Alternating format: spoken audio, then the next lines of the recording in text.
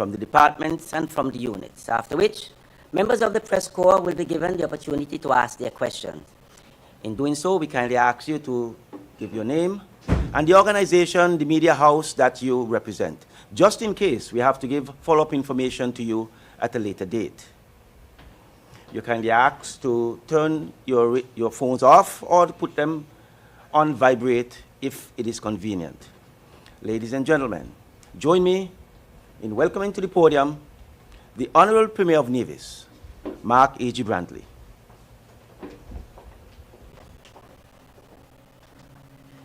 Good morning, ladies and gentlemen, and thank you very much to Permanent Secretary. And as he indicated, this is indeed our last press conference for 2025.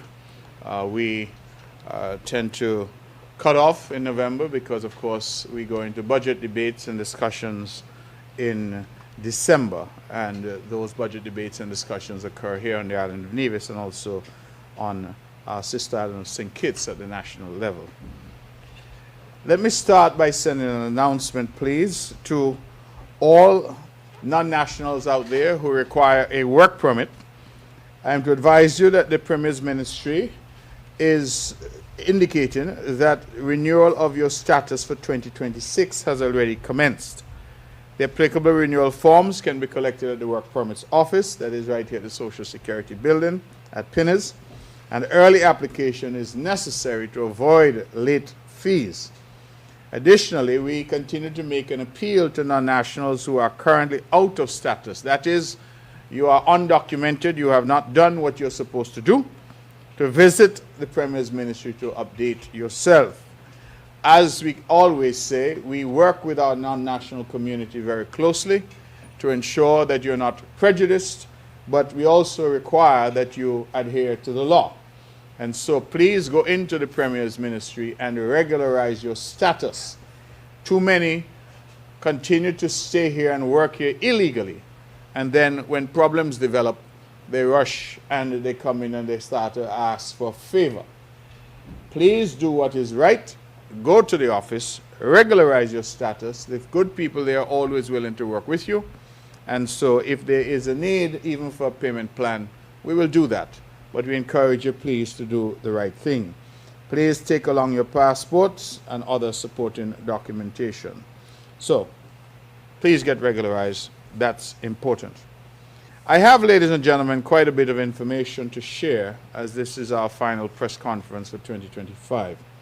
And I want to start with the Film Commission and the work that we've been doing in the area of film and film production on the island of Nevis. I feel particularly proud that we have created something from nothing in relation to film. I feel particularly proud that when we first spoke to this, there were, as usual, the naysayers who said it could not happen. But if we listen to those naysayers, then we would not get there. I saw a quote recently attributed, they told me, to Henry Ford, who, as we know, did much to revolutionize the automobile industry. And Henry Ford said if he asked people in his day what they wanted, their response would have been a faster horse. The simple point is that that is what they knew. They knew that they got around on a horse, and so they wanted a faster horse. And so he decided that he would instead revolutionize the automobile. Today, of course, we know all about cars, and the fast horses are on the track. They are not being used for transportation quite in the same way. I say that to say this, that we are oftentimes confronted with the need to innovate and the need to create new streams of business and new streams of economic activity in our little island. And it was in the very heart of COVID that the cabinet sat and decided that we would make a go at a film industry. Since then, dating back to 2020, if I recall, we have proceeded in the last 5 years to do, I think, some extraordinary things. And I just want to give you a snapshot of what we've done just this year. I want to mention Autumn Federici and Ninth House Films. Earlier this month, Autumn Federici of Ninth House Films, a Hollywood-based production company, visited Nevis for an extensive location scout. Nine House Films has built a strong reputation in the industry, earning nominations from several major awards bodies, including the Critics' Choice Awards, the Hollywood Critics' Choice Association Television Awards, the Imagine Foundation, and the Women's Image Network.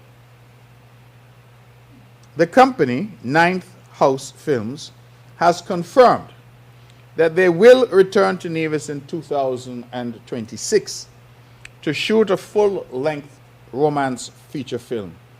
That production in 2026 will star Taye Diggs, widely known for his leading role in that film, How Stella Got Her Groove Back, opposite Angela Bassett. And so, this is an announcement that we're making that through our collaboration with Autumn Federici and her production house, Ninth House Films, we will be seeing a full-length romance movie in 2026 starring Taye Diggs. 516 Films, led by actor and filmmaker Sarafina King, is currently on Nevis, shooting a full-length romance film. This production has created notable opportunities for local talent, featuring 10 local speaking roles. Local actors include Michael Henville, Patrick Howell, Denise Gordon, and Jervon Swanston.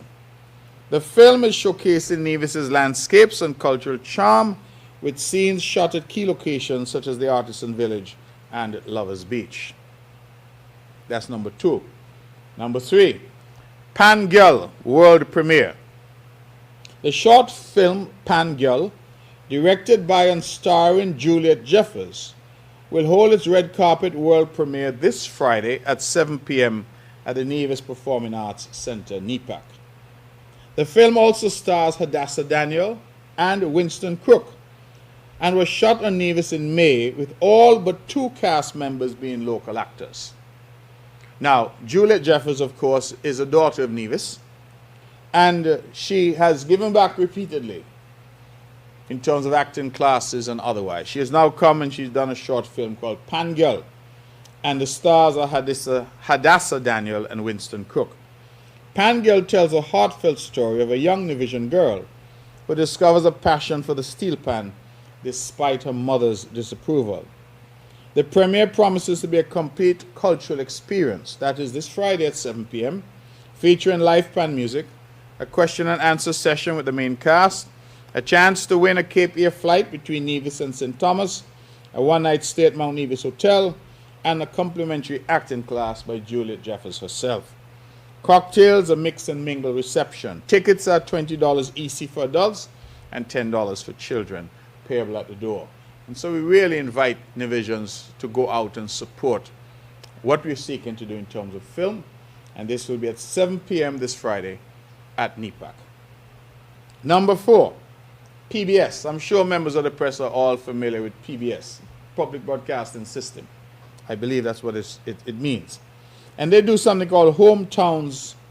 And they will have a production team here arriving next week to film 2 special international episodes of the series Hometowns. The series typically features towns across Virginia, but Nevis will be the first international location in the history of this program.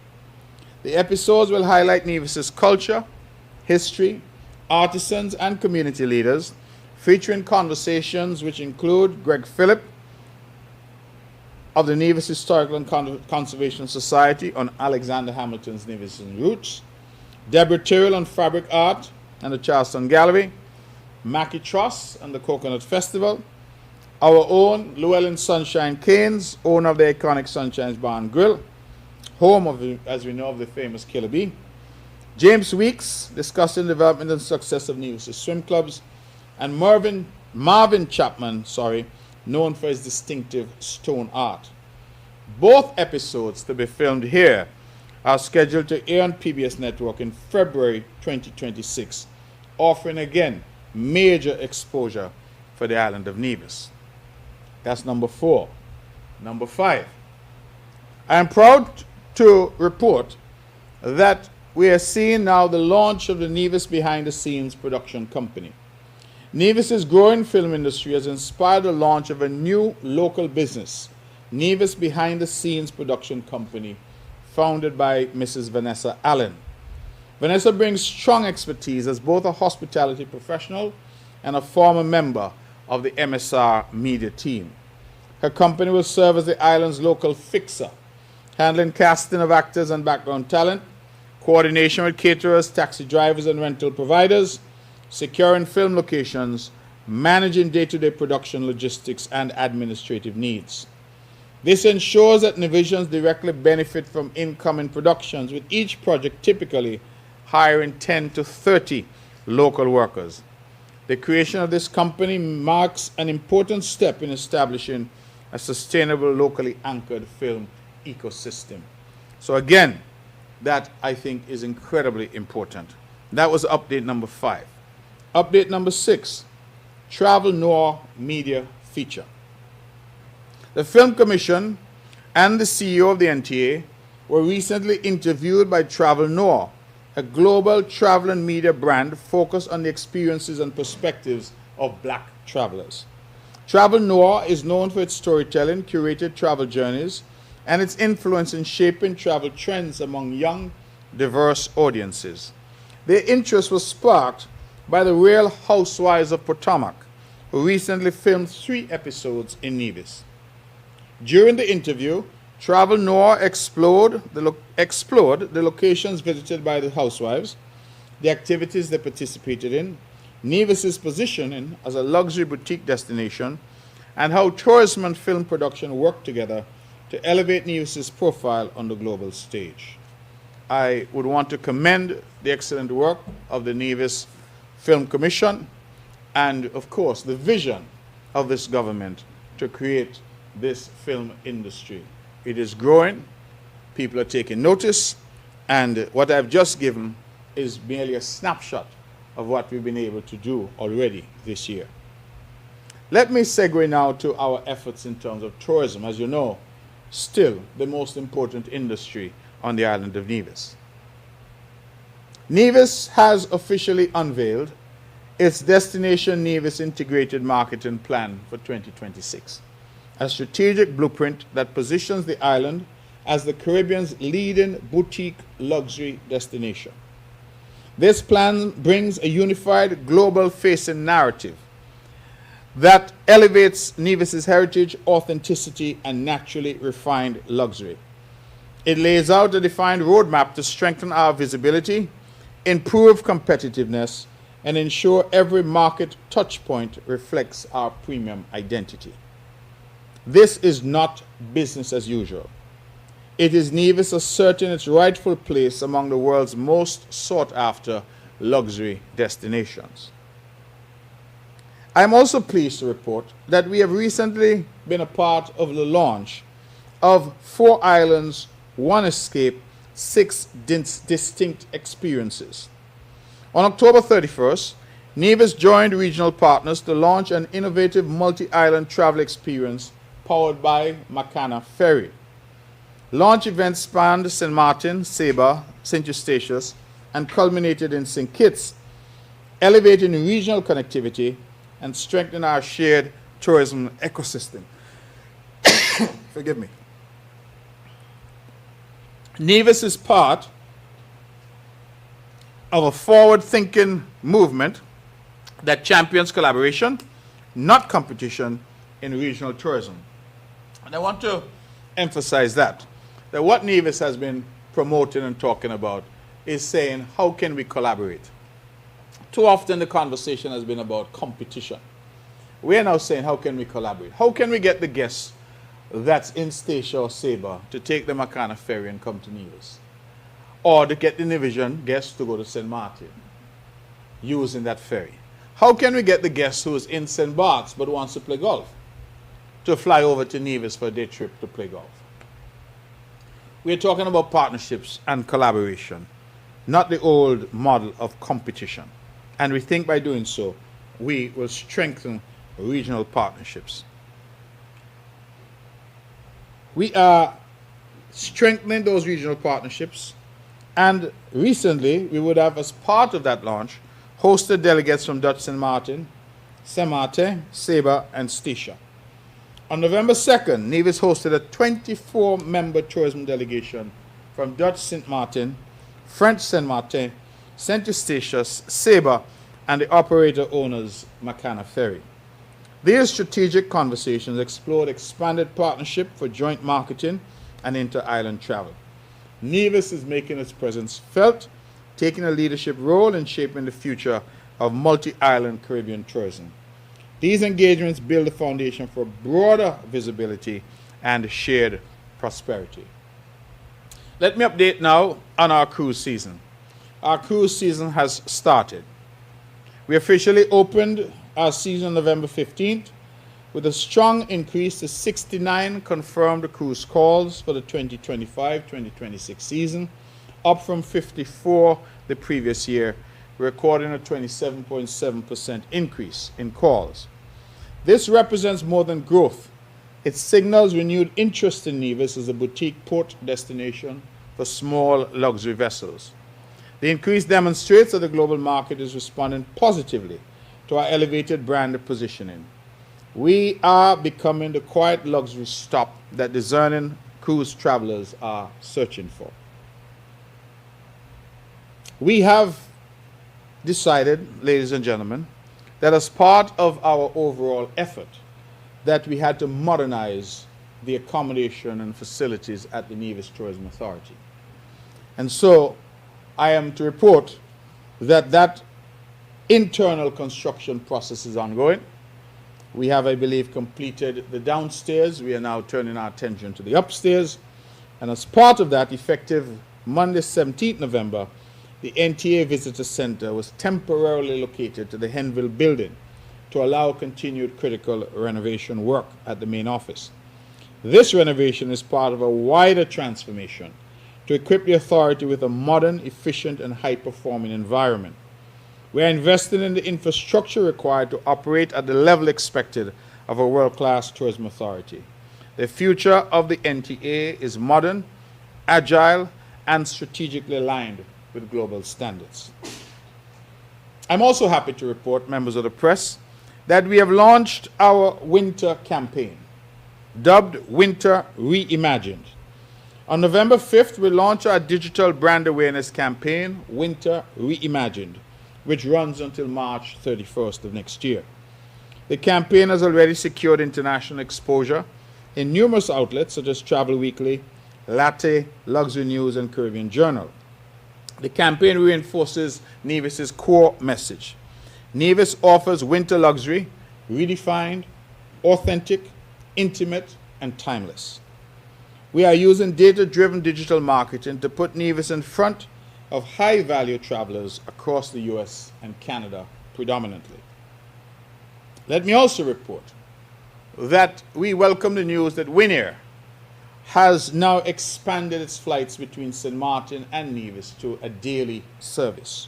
You would recall, ladies and gentlemen, that they only offered the service hitherto on weekends. The service is now going to be a daily service, effective November 3rd. The NTA has launched a targeted campaign promoting Winair's seamless interline connections with JetBlue, United, KLM, British Airways, and Air France, making it easier than ever to reach Nevis. This is a major breakthrough in improving accessibility and strengthening the visitor pipeline from global hubs. Now, why is St. Martin so important? It is important because it is the busiest airport, Juliana, among the neighboring airports. It has the most points of access because, for example, you can fly directly from Juliana to Amsterdam. You can fly directly from Juliana to Paris. And you can fly directly from Juliana to many parts in the United States. So while St. Kitts will continue to be our primary hub, we feel that having options out of St. Martin is also useful. And Winair's flight is very convenient. It leaves here in the morning, and that allows you therefore to connect with virtually all of the international flights leaving St. Martin, which tend to leave St. Martin just after midday, 1, 2 o'clock in the afternoon. So I think this is actually an excellent, excellent development for us. We are committed in Nevis to dispel the notion that Nevis is hard to reach. We must continue to work at airlift and work at accessibility. People want to come, we must find ways that they can come. So we thank Winier for the partnership, and we look forward to even greater things as we build out our airport infrastructure in the near future. Let me say a word about the Tourism Development Levy. As you know, this is a yardstick that we keep using just to try and gauge how we're doing in terms of tourism. You would realize that we went into the House recently and we increased the Tourism Development Levy from 2% to 3%. And that was intended to fund the increased activities of the Nevis Tourism Authority. Of course, the proceeds from that tax are used to fund our marketing efforts for the island. And I have some comparisons because I think it's important. In November 2023, when we were collecting at a rate of 2%, we collected $68,299.07. In November 2024, when again we were collecting at a rate of 2%, we collected $99,346 from the TDL.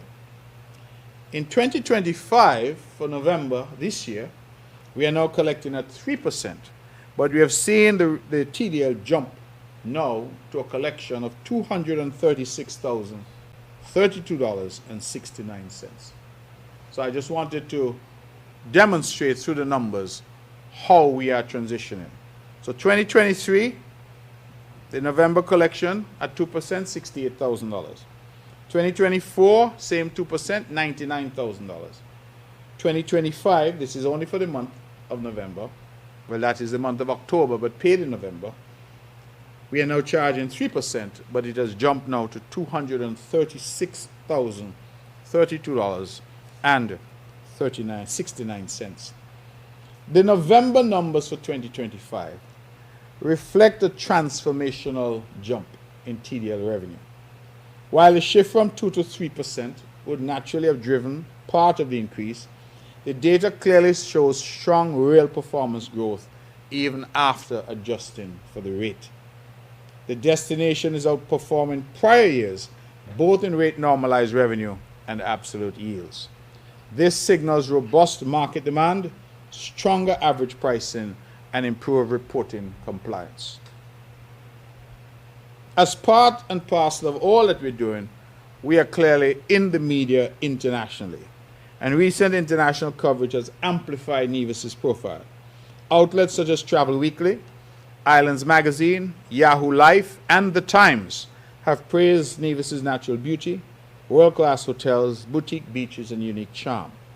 These features highlight what we already know, that Nevis is one of the Caribbean's most extraordinary islands, offering experiences rooted in authenticity and elegance. The global travel media is rediscovering Nevis, and we are ensuring that that momentum continues to grow. Let me say a word about our Mango Festival, global visibility, regional showcase. The Nevis Mango Festival continues to receive international acclaim, most recently being highlighted in Forbes as a standout Caribbean culinary celebration.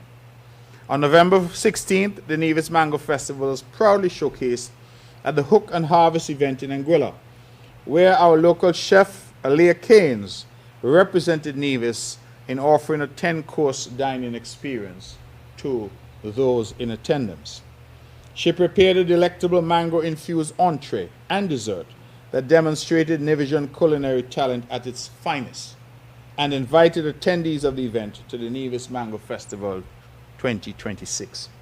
The Nevis Mango Festival continues to be one of our strongest cultural ambassadors, elevating Nevis's culinary identity across the region and internationally. And incidentally, I take it as a badge of honor that I was the minister that introduced the Mango Festival to Nevis. I'm hopeful that whoever comes next will continue to promote that as a premier event, and that years from now, 20, 30 years, this could be one of the biggest events in the region. Nevis, ladies and gentlemen, is not waiting to be discovered. We are claiming our place on the global stage. From improved airlift, improved planning, strategic partnerships, global media visibility, elevated product offerings, the NTA is implementing an aggressive, coordinated strategy to secure Nevis's position as the Caribbean's premier boutique luxury destination. Our actions speak clearly. Nevis is rising, Nevis is ready, and Nevis is stepping confidently into her next chapter. Let me now move forward and look at some other areas of the government. The Labor Department. We would have recently hosted in St. Kitts and Nevis the Canada Caribbean Seasonal Agricultural Workers Program. This is an agreement and arrangement between foreign countries to provide seasonal workers under the Commonwealth Workers Program between Canadian farmers and governments of Jamaica, Trinidad and Tobago, Barbados, Antigua, Barbuda, Dominica, Grenada, Montserrat, St. Kitts, Nevis, St. Lucia, St. Vincent, and the Grenadines. They recently descended on St. Kitts for their annual retreat, and this was held at the Marriott between November 10th to 14th. About 60 delegates visited the island. These included Caribbean delegates and Canadian officials and Canadian farm employers. On the 14th of November, Nevis hosted a delegation. Activities here included visits to some historical sites, like the Nevis Hydro Garden, Nevis's Heritage Village, Bath Stream, Pinnis Beach, and I believe that they were also at the Heritage Village. Did I say that? Yes. Bath Stream and Pinnis Beach. And then on the 15th of November, interested applicants from Nevis attended a meeting with the Eastern Caribbean Liaison Service at the Solid Waste Conference Room in St. Kitts. The applicants were given an overview of the program and were afforded the opportunity as to questions and to interact with other workers who were previously attached to the program. The Canadian officials informed that in the near future they will be looking towards fish production. Now, why do I mention this? I mention this because there may be people here who are interested in going to Canada to be a part of that farm workers program. We have had some in the past, and some people might be interested to get the experience. Why I like the program is that as we make a greater push for our own food security, people can pick up important skill sets that they can then bring back and implement here on the island of Nevis. The officials did complain, I'm told, that not many Nevisians are taking up the opportunity to go and do this work. And I said to them, perhaps tongue-in-cheek, that is because in Nevis there's so many jobs available that people don't have to go to Canada to find work. So they will have to offer, I think, a bit more to some to encourage them. But if there are young persons here who want to know a bit more about agriculture, to see how agriculture performs in other countries, then this seasonal program is an excellent opportunity. Public Works, I want to say to my good constituents in the Brown Pasture area that the road that leads up to Morgan Estate is being done in 3 phases. We have completed phase 1, approximately 700 feet. Phase 2 is currently ongoing, that's 640 feet. We had a setback from recent rains, but I'm told that up to 60% of that is already done. And then, of course, we'll complete the balance of that. The Public Works Department is also continuing work at the supply office. We are wrapping up there now and expect to be out of there in short order. We are also doing some extensive work at the Nevis Craft House to make that facility more fit for purpose. We've also at the Public Works just completed works at the Agricultural Department repair shop at Prospect, where they constructed a concrete ramp leading up to the vehicle repair shed. They also built a concrete foundation pad to house a water storage tank. And if you are traveling along the island main road, as I do often, you will see that we're doing some drainage upgrade works in the area of Men's Restaurant and following. So we'll be clearing out those water passages, guts we call them, and ensuring that we are prepared in the event of torrential rainfall, that the rainwater goes through the appropriate channels. And so we are continuing to show up our drainage capacity. I think, ladies and gentlemen, that a lot of this time we take these things for granted, but we shouldn't lose sight of the fact that you don't see the type of flooding in Nevis that you see elsewhere. You don't see the type of erosion and damage and difficulty. That is not by chance.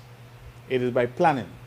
It is the fact that the Public Works Department has been very astute in developing a program for drains, for drainage, and for ensuring that the island is in a constant state of readiness. This is what we do for us. The Nevis Disaster Management Department would have attended the St. Eustatius Oil Spill Workshop and Training, 12 to 13 November 2025, and we had a 10-member delegation from St. Kitts and Nevis that attended, including Coast Guard participation in that very important engagement. The Nevis Disaster Management is continuing its community-based training sessions for volunteers interested in joining the Nevis Community Emergency Response CERT team. These sessions provide valuable instruction in disaster management, psychological trauma care, fire safety, search and rescue, first aid, and CPR. Training has already been successfully completed in the parishes of St. Paul, St. Thomas's, St. James, and St. George. The next series of sessions for the parish of St. John will be held from Monday 1st December to Wednesday 10th December, beginning at 5 p.m. daily. So if you're from St. John and you're interested, please, we ask you to call the Nevis Disaster Management 469-1423 or 664-8806 to register. The U.S. Southcom Minimal Cost Project, I'm pleased to announce that the Nevis Disaster Management Department is the recipient of U.S. $24,500, a grant from the United States Southern Military Command, the U.S. Southcom Minimum Cost Project. The funds were allocated for the procurement of essential items and services in support of humanitarian assistance and disaster relief operations. Culturama. We know Carnival is in the air, but we are also still preparing for Culturama 52. It will be celebrated from July 23rd to August 4th, 2026. I am told to remind you that registration remains open for the senior pageants. These include Miss Culture, Queen Show, Miss Culture Swimwear, Mr. Cool, and deadline for registration ends on December 12th. So those members of the press here who are minded to enter, the registration ends on December 12th. Registration is also open for Mr. and Miss Talented Youth Pageant. Deadline is January 16th. And of course, we expect all of our schools to participate as we look for full participation in these very important national events.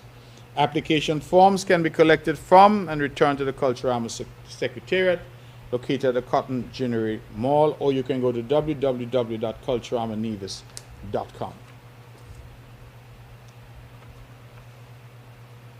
We would have had World Fisheries Day and a month of activities to celebrate World Fisheries, dating from the 2nd to the 28th of November, so those activities are still ongoing.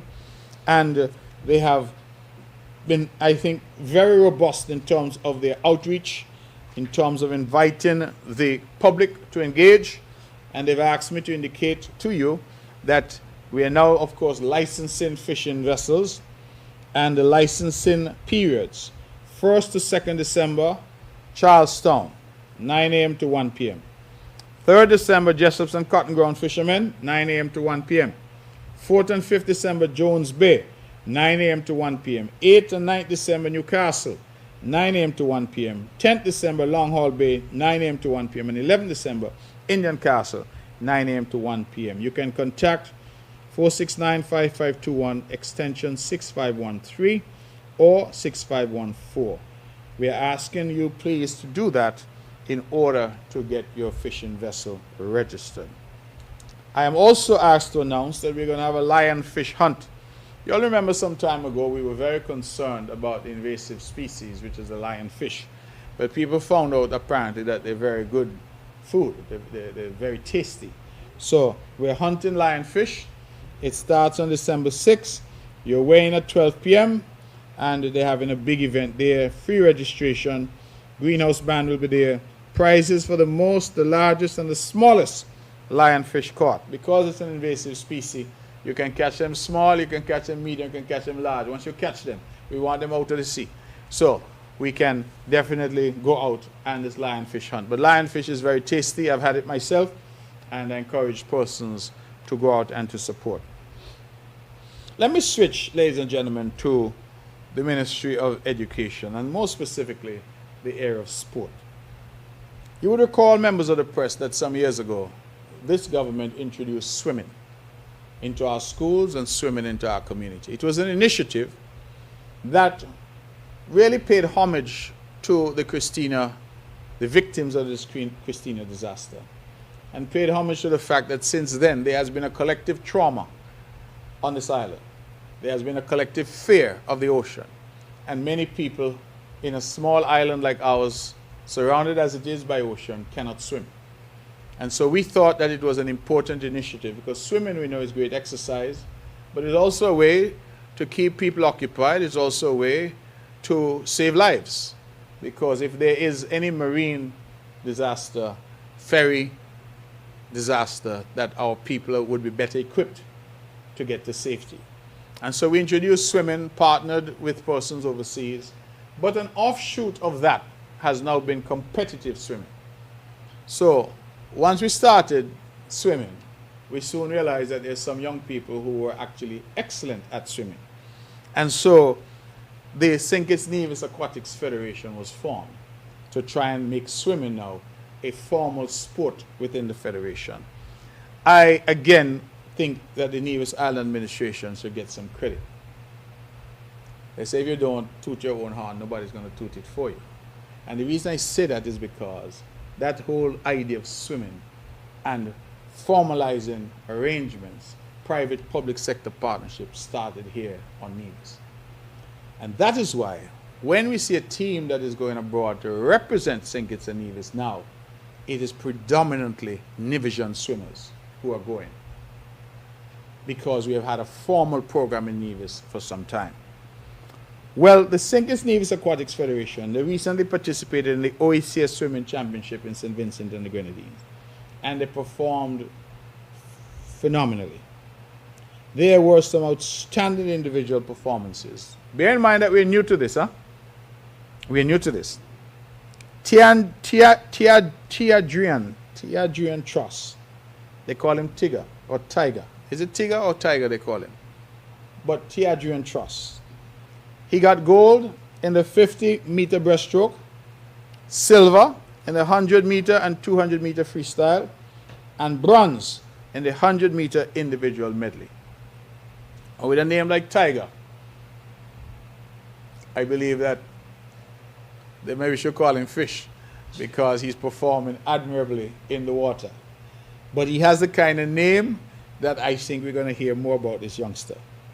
Edith Den, she got gold in the 100-meter freestyle, silver in the 100-meter individual medley. Skylar Connor got bronze in the 400-meter freestyle. Jennifer Harding, Marlin, got bronze in the 100-meter breaststroke. And so we say congratulations to them. This is the first time that we've gone to the OECS Championship and performed this way. Great things are happening in swimming. St. Kitts and Nevis Anguilla National Bank Primary School's football tournament that would have come to an end. It was wildly successful. And I'm told that the St. Thomas's Primary School won again, back-to-back champions. So we congratulate St. Thomas's, the school, the students, the principal, the fan base, the parents, everybody. St. Thomas's were again crowned champions. But there were some individual outstanding performances. The finals player of the game was Aiden Jack from the St. Thomas's Primary School. Outstanding female footballer was Ronnie Isles, also from St. Thomas's Primary. Young and upcoming footballer was Marvin Hamilton Jr. from the St. Thomas's Primary. Fair Play Award went to the Nevis Academy. Best goalkeeper was Tydra Clark from Joyston Liebert Primary. Best defender, Jevon Matthew from Joyston Liebert Primary. The top goal scorer, 14 goals, was Jamali Kelly from Joyston Liebert Primary. The most valuable player was Ezekiel Dickinson from the St. Thomas's Primary. And the regular season champions were the Joyston Liebert Primary. So we had some tremendous overall performances. Fourth place was my alma mater, Ivor Walters. Third place, Charlestown Primary. Second place, Joyce and Liebert Primary. And the champions again, St. Thomas's Primary. The ministry also stood by its commitment to distributing all revenue collected at the gates for games back to the participating schools. So we take this opportunity to thank the St. Kitts Nevis and Guyana National Bank and all of the other stakeholders for their continued support. And let me emphasize again, the little money you paid to go in the park was collected and it has been distributed to the schools so that you understand the schools are the beneficiaries of that. We also, as part of the rollout of a whole new thrust in sports, we had the Queen of the Court Netball Series, and that netball series was intended to rekindle and revive netball in our schools. The idea really is to promote the growth and visibility of netball while providing a platform for young players to showcase their talents. It is part of an overall push that we're seeing from the Ministry of Sports. Under 14 individual awards, finals player of the match, Shondell Freeman and Janisha Maynard. The best shooter was Ariel Herbert. Best center court player, Janisha Maynard. Most valuable player, Jakima Harvey. Best defensive player, Jevonique Hamilton. Fair play award went to Jessenique Dorr. And open individual awards, finals player of the match, Decoya Mills and Dwaniqua Elliott. Best shooter, Divine James. Best center court player, Decoya Mills. Most valuable player, Devine James. Best defensive player, Tanika Jeffers. And fair play award went to Divine James. The games were contested between the Charleston Secondary School and the Gingerland Secondary School in two categories, under 14 and open. The Charleston Secondary School won both categories, but the biggest winner was netball. Secondary schools football, we have seen the primary school football taking off. We now want it at the secondary school. Incidentally, I hope members of the press and the public understands the process and the program. They used to say that Nevis people could only play cricket and all the football was in St. Kitts. So we are now saying to St. Kitts, we want to catch up with you and we want to catch up with the rest of the region in football. So we are starting football at the grassroots level with our primary schoolers, but we also now having football in the high schools. And so we had running simultaneously with the secondary schools netball was the secondary schools football series, and that was played between GSS and CSS. Most valuable player was LeJohn Jeffers of CSS. Most goals, Lyndall Abraham of CSS. Best defender, Adrian Williams of CSS. Best goalkeeper, Corwin Wilkin of CSS. Fair play award went to CSS, and the champions were CSS. So Gingerland, you have some work to do in that regard. But what we are pleased to see is that football is now coming back and is again part and parcel of the range of sporting activities that are being offered. Let me switch to Youth Month 2025. Youth Month is currently being celebrated on the theme Youth in Tech, Shaping What's Next. And they would have had a number of activities, including some emphasis on TVET. They also had something called a parent workshop on December 2nd, that will happen on December 2nd, and that is Parents and Artificial Intelligence Readiness Seminar. And I believe that that's very important. They're trying to ready parents about artificial intelligence and how artificial intelligence works. They also have some common training workshops for encouraging people to get involved and to register. The Art in Motion Animation Lab, that takes place from December 9th to 16th. And then we have the Creators Playbook Workshop facilitated by Kashmir Evelyn Nisbet of Food for Cash, which will take place on December 18th and 19th. These are all open to young people. So we encourage young people to get involved. Let me switch to the most remarkable teens, 25 most remarkable teens.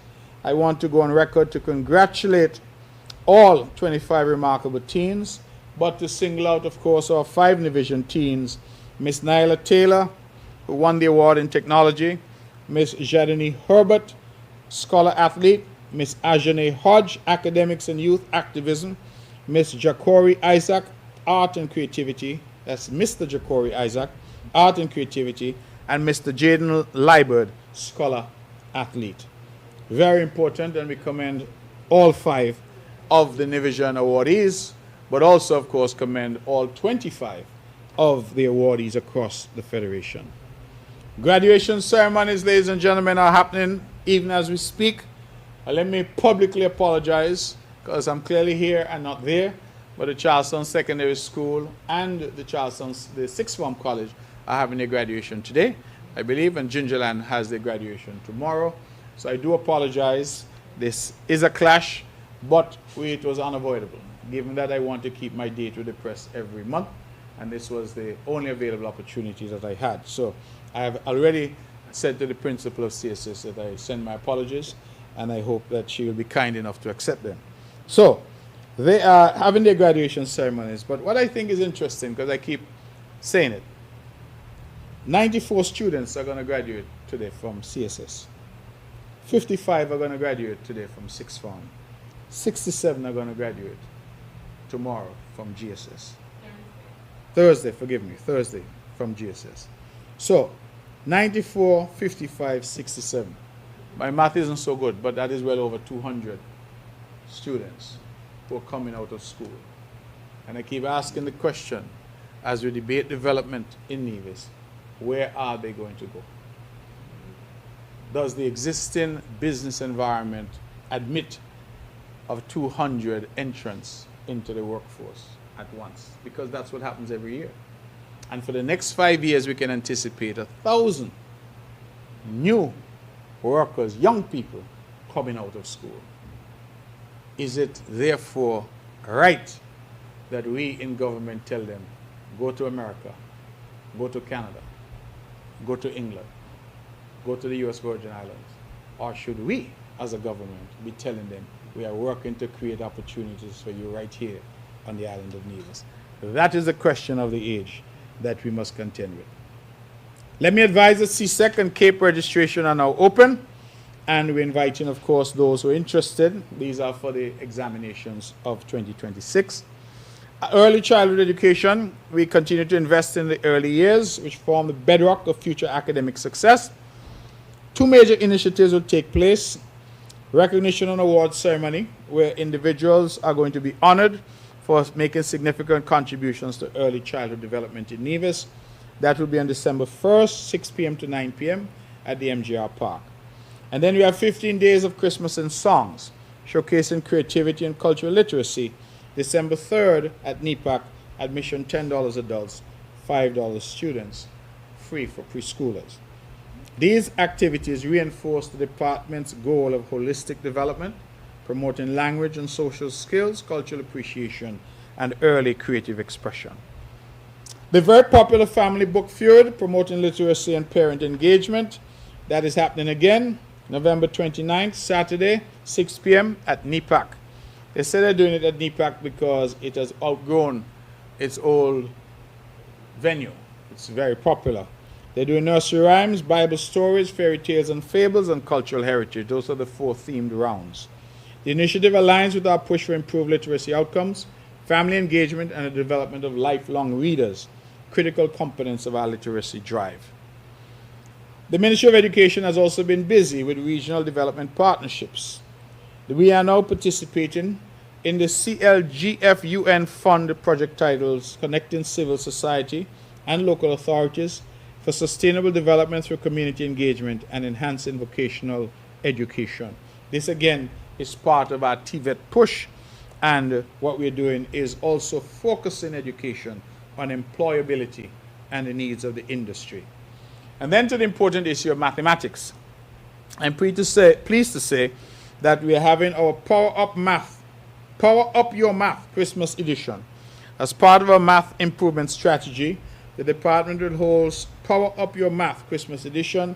The initiative targets all Form 5 students across Nevis and runs from December 1st to 11th, Monday to Thursday weekly from 9 a.m. to 12 noon. Will take place at the Charleston Secondary School. The idea really is to improve our mastery of math and dispel a lot of the fear that many have about mathematics. The first school term will officially end on Friday, December 5th. School will reopen on January the 5th next year. Let me say a word about IT, because they keep all of us safe, they keep all of us connected, and sometimes we don't say enough about them. Well, they have been working and have now implemented a new antivirus solution. It's being rolled out all across the government to enhance security and protect against emerging threats. And they have also just commissioned a new server, enabling the government to host additional services locally and improve system reliability. The IT department continues to support all of the various ministries across government.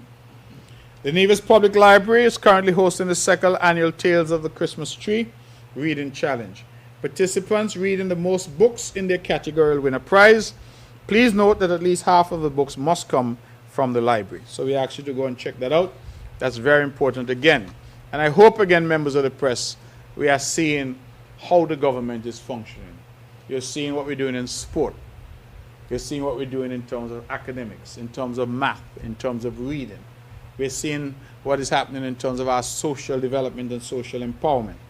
It is an ongoing effort and a whole of society effort as we try to equip this island to create the best possible island anywhere in the world. Shifting to our development, let me shift to the Ministry of Health. We received 2 EQ600 image plate scanners, generously donated by Island Initiative, a local non-profit foundation.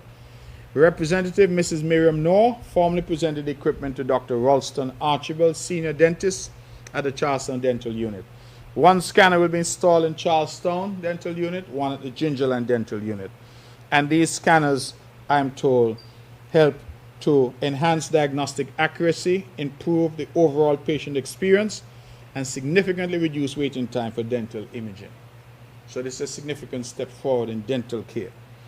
And on Friday, November 14th, the Ministry of Health facilitated the official handover of 2 Reliance Eye Examination chairs and stands from the St. Kitts Nevis Social Security Board. Deputy Director Ms. Mercia Phillip made a formal presentation to Dr. Raymond Hubie, coordinator of the Nevis Eye Clinic program. Now let me pause to thank our friends at Social Security. Every year, Social Security offers us US $30,000 by way of donations for health. And that has helped us. It helped us, for example, in acquiring new ambulances in the past. And here they are again, providing equipment for our health care and more specifically our eye care. Let me say a word about this eye care, because I'm not sure some of us know that Nevis has now one of the best eye care programs in the region. The Nevis annual eye care program, delivered through the Vision for All initiative, would have concluded on Friday, November 14th. The month-long program once again provided a comprehensive range of vision services to the people of Nevis. Members of the press, listen carefully. This year's clinic sessions, held twice annually in April, May, and October, November, recorded a total of 1,576 patient visits. Services included 43 diabetic laser surgeries, 14 glaucoma surgeries, 74 cataract surgeries, and 2 corneal transplant procedures. 2 corneal transplant procedures done right here in Little Nevis. The impact of the program continues to be profound. For many residents, and in fact our brothers and sisters in St. Kitts are also taking advantage of the program. So the program has now become national in terms of who takes advantage of it. But it helps to prevent avoidable blindness, reduce the burden of chronic eye conditions, ensure that patients receive care that would otherwise be financially or geographically out of their reach. And I want to go on record to express my deep, deep appreciation and appreciation of a grateful island to Dr. Hubie and his dedicated team of volunteers for their unwavering commitment, compassion, and expertise. Their continued partnership has helped thousands of people in St. Kitts and Nevis. World Stroke Day Awareness is recognized October 29th annually, and the Health Promotion Unit, as always, is involved. They have come up with this acronym FAST, F-A-S-T, and what they're asking us to do is to learn what the early indications of stroke are, because they can save lives by so doing. We can, if we know what they are, be able to save our lives and get quick access to medical care. We encourage everyone to know the signs, save a life, and act fast. So know the signs, save a life, and act fast. The Department of Gender Affairs is celebrating its Men's Month under the theme Celebrating Our Men and Boys, Power, Purpose, Perspective, Shaping a Positive Future for Caribbean Men. The activities for the month included the Men and Boys Conference, Male Call at the Malcolm Gishard Park. I was privileged to attend the formal ceremony there. And then we also had the International Men's Day Award. And I just want to publicly recognize these men who are doing amazing things in the Nevis community. Reverend Ron Daniel, he got it for community activism. Mr. Delson Roper, he got the award for education. Mr. Jack Ngumba for human services. Mr. DeJohn Libert for law and security. Mr. Garvin Patterson got it for the creative economy. Mr. Odell Rollins for culinary arts. Mr. Earl Freeman, climate-friendly small businesses. The Premier's Award, I was very proud to award this to Mr. Keith Arterton, as we know, former West Indies cricket player and someone who has contributed immensely to cricket and sport generally in the island of Nevis and in the wider federation. And the Legacy Award went to Mr. Franklin Brown. There are many Franklin Browns in Nevis, so this is Franklin Brown from Handels Road. He got the Legacy Award. The men's session, Men and Parenthood, Legal Rights and Responsibilities, will be on November 28th. And then on December 9th, there's a podcast, Power in Partnership. The 16 days of activism against gender-based violence is being celebrated around the world from November 25th to December 10th. And the theme for this year is Unite to End Digital Violence Against Women and Girls. I want to pause there.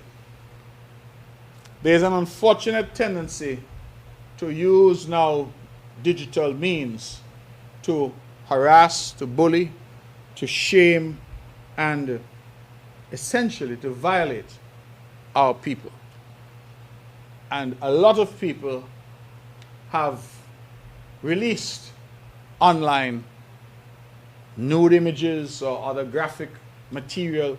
Sometimes when a relationship breaks up, some people feel the best thing to do is to go on social media and release images and graphic content.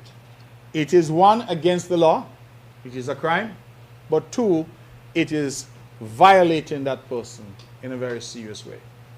And I'm urging our people to cease and desist from those types of activities, and I am urging them to take advantage of these types of engagements where we try to end this type of violence, digitally based violence. A lot of times you think of violence only in terms of somebody inflicting physical harm. But a lot of these activities inflict, sometimes some may say, far greater harm, because it stays and the scars stay for a lifetime. Let me move, ladies and gentlemen, to an area which I don't believe is getting enough attention, but something I'm very proud of. And that is the ongoing scrap metal initiative. Now, we have, as a government, been forced to tangle with the reality that most of our young people now are opting to buy vehicles. Some are opting to buy multiple vehicles because they get in vehicles quite cheaply from the internet, used vehicles. And every month the ships are coming in. And I believe the last time I was told we had over 100 vehicles on that shipment for Nevis alone. So the numbers are growing. Now some may say that that is an indication that the island is doing well. People have money to buy vehicles. But of course it also creates an environmental problem, because a lot of these vehicles, when they come, are already close to the end of life. And when the vehicle no longer works, the question begs itself, what do we do with them? And a lot of us, when we drive around the island, we see vehicles parked up all over the island. In people's yards, we see them sometimes even on the side of the roads. We see some people who are mechanics who are using the public road as a parking area and part of their mechanic shop. We are cracking down on all of that. And so I'm here to sound the alarm and send the signal that we are cleaning up this island, and part of that cleanup is this scrap metal initiative. Now, what have we done? We've partnered with some persons from overseas, and they've brought in some specialized equipment and we are going and collecting all these used vehicles, crushing them, and sending them overseas. We are not just crushing the used vehicles, we are also crushing what we call white goods.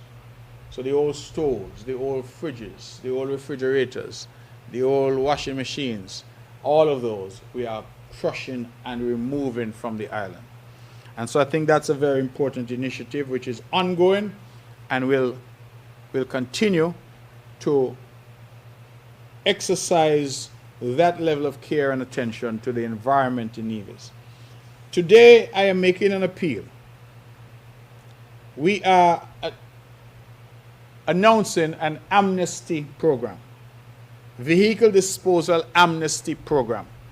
This initiative allows owners of derelict, abandoned, or unlicensed vehicles to voluntarily dispose of them without penalty during the designated amnesty period.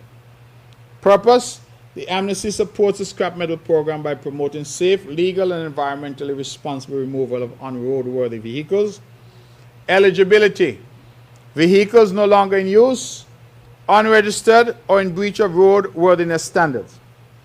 The amnesty period started on November 10th and it will run until January 31st next year. Please contact the Nevis Solid Waste Management Authority at 469-1762 to arrange a drop-off of your vehicle. Now, you hear what I said, drop-off.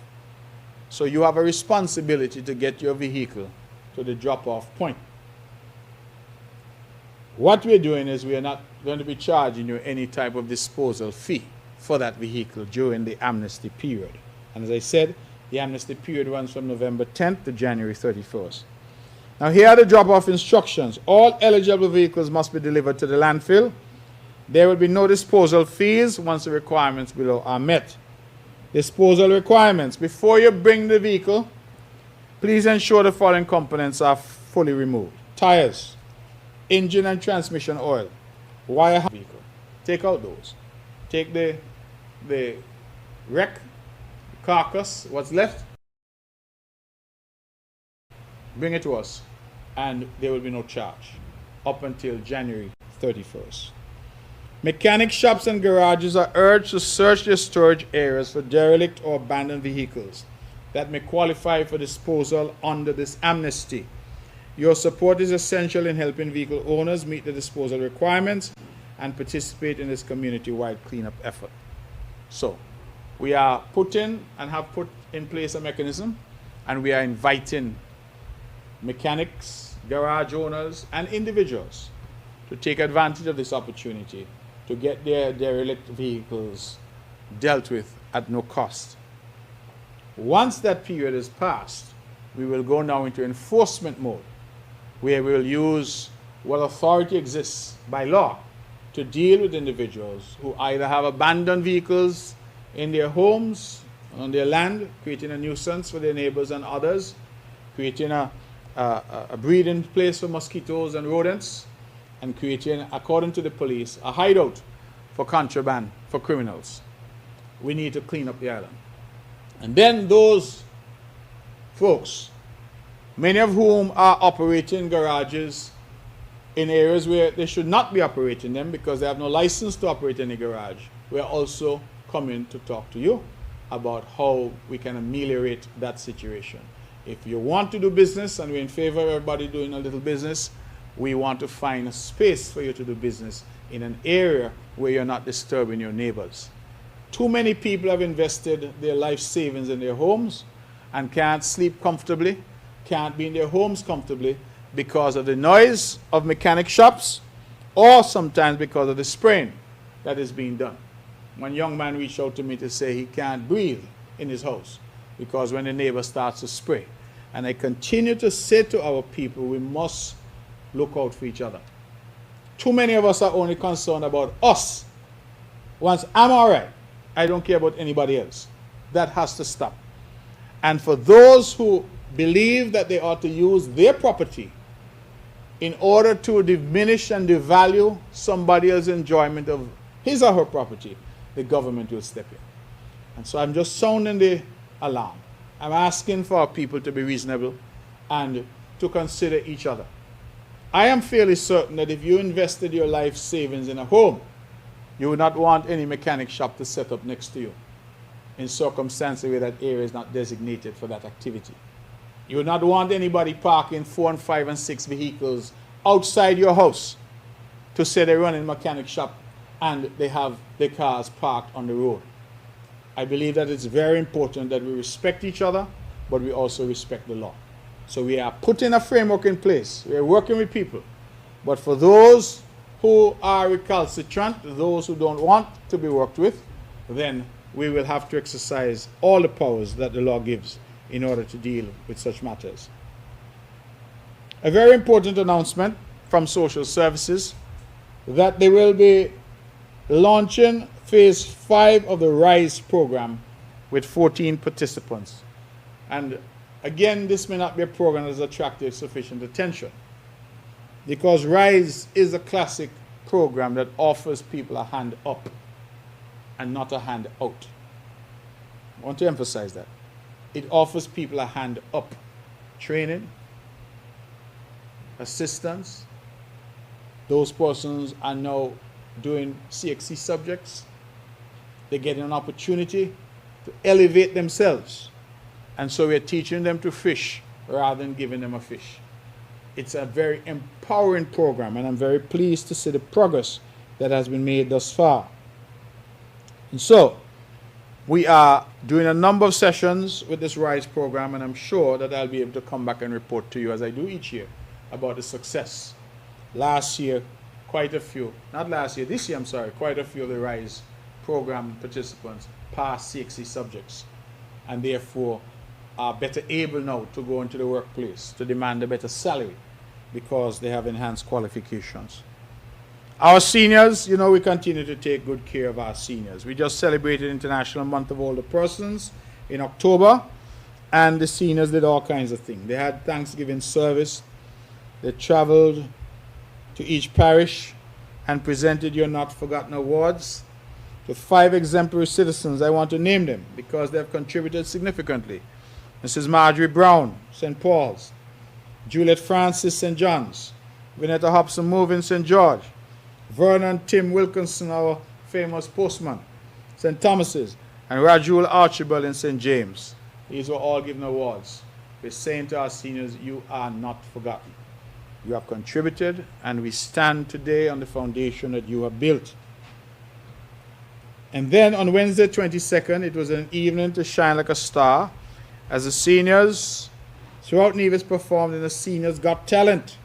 A variety of performances, drama, song, dance, poetry, musical instruments. And then on Friday 24th October, you had Creativity in Galore at the Seniors Sport Meet number 2. And then on 28th October to come, seniors will host their, on 20th October last, seniors hosted their exhibition and health fair, showcasing a variety of handcrafted items, all created by the seniors themselves. The month of older persons concluded with a grand seniors gala and award ceremony, where seniors came out in impressive numbers to celebrate.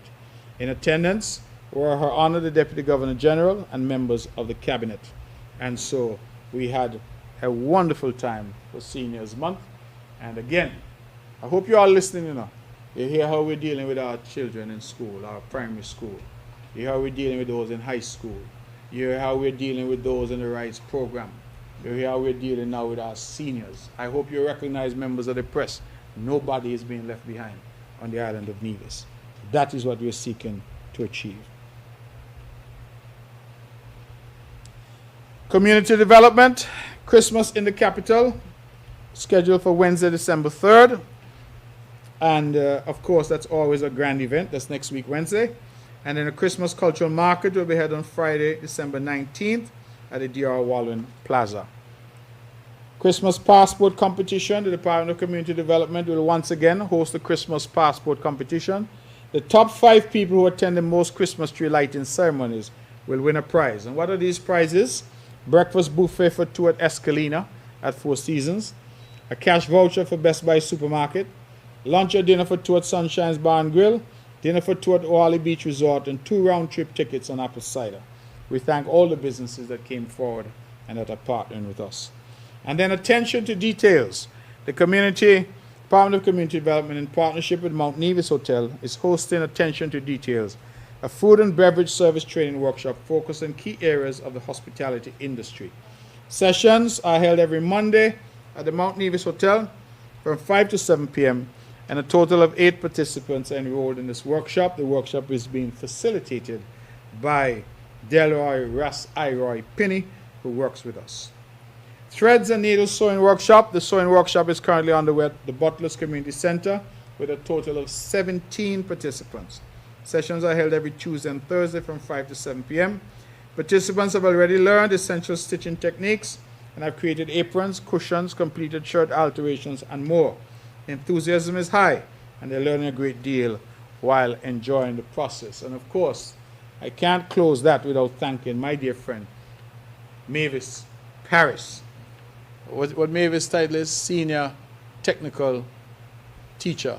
She has a special title. The only person who has a special title at the school is Mavis Paris, my friend. Mavis, if you're listening, thank you for all that you're doing. And I want to say something about Mavis, because when we had a scholarship opportunity to study batik in Indonesia, we cast the net wide. Mavis was the only person who responded. And Mavis has kept saying to me, listen, if the young people don't want the opportunities, give it to the older ones. Because so many scholarship opportunities and the young people are sitting back. And she grabbed that, she went to Indonesia, and she came back certified and knowing how to do batik. And so, Mavis, thank you for your courage and thank you for your contribution there. Lastly, ladies and gentlemen, in agriculture, the Ministry and Department of Agriculture made a significant donation of 130 fruit trees to the Premier Farm and Sea-to-Table Wellness Initiative in Anguilla dubbed Hope and Harvest. The initiative was hosted during the weekend of November 4th to 16th. It was aimed at combating non-communicable diseases, as well as to promote the consumption of local products and food security in general. Our Deputy Premier and Minister of Agriculture, the Honorable Eric Evelyn, traveled to Anguilla to officially hand over the fruit trees. They included soursop, sugar apple, Taiwanese sugar apple, passion fruit, custard apple, and cherry. The handover took place during the main event on Sunday, so 130 persons went home. And in fact, the organizer, Dr. Carissa Webster Lake, we thank her for the partnership, she has already posted on social media that people are sending her pictures of their fruit trees already planted in their yard. And so we're very grateful for this partnership with Anguilla, and we look forward to doing even more in the future. Deputy Premier Evelyn took the opportunity to promote the 30th edition of Agri Expo, slated for March 2026, as well, of course, as his baby, the Nevis Culturama Festival. Officials from the Nevis Tourism Authority, as well as the Mango Festival chef, were also part of the wellness initiative, during which they promoted the Nevis Mango Festival, slated for early July 2026. I will leave matters there and now take your questions. Before I take your questions, however, forgive me, members of the press, I should have done it at the start, but perhaps it's an important item that I need to mention while I'm here, and that is to say that today we have the birthday of a very important person, who is Her Honor, our Deputy Governor General Hailita Liebert. I want to use this rostrum to wish her a happy birthday, to thank her for her excellent and unblemished public service, all the years as an educator and now as the Deputy Governor General for Nevis. I am hopeful that she's out celebrating, and so she won't be hearing this, I'm sure, but somebody might tell her that on behalf of the Cabinet, I extend heartiest congratulations to her on her birthday and wish her many, many more years of good health and happiness. And while I'm celebrating birthdays, I should also say that today is the birthday of the Honorable Alexis Jeffers, and so I want to wish him a happy birthday as well. I will now open for questions.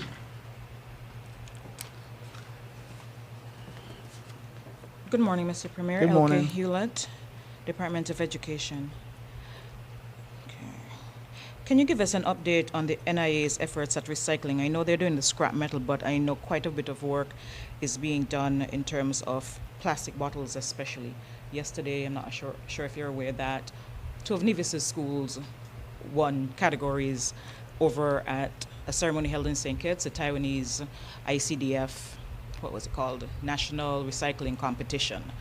I think St. John's Primary won in the early childhood department, and VOJN won best. St. John's, you mean Elizabeth Pemberton Primary? No, St. John's Primary Preschool, sorry. Oh, preschool. St. John's Preschool, Okay. my bad. Okay. And the VOJN won in the primary school category. And I think VOJN won overall in terms of the highest average of recyclables collected. And that's out of 55 schools that participated, 17 from Nevis and 38 from St. Kitts. So Nevis did very well. So I know there's going to be a ceremony, I think it's tomorrow, at the landfill. So can you speak to the government's recycling efforts? I turn to water drilling.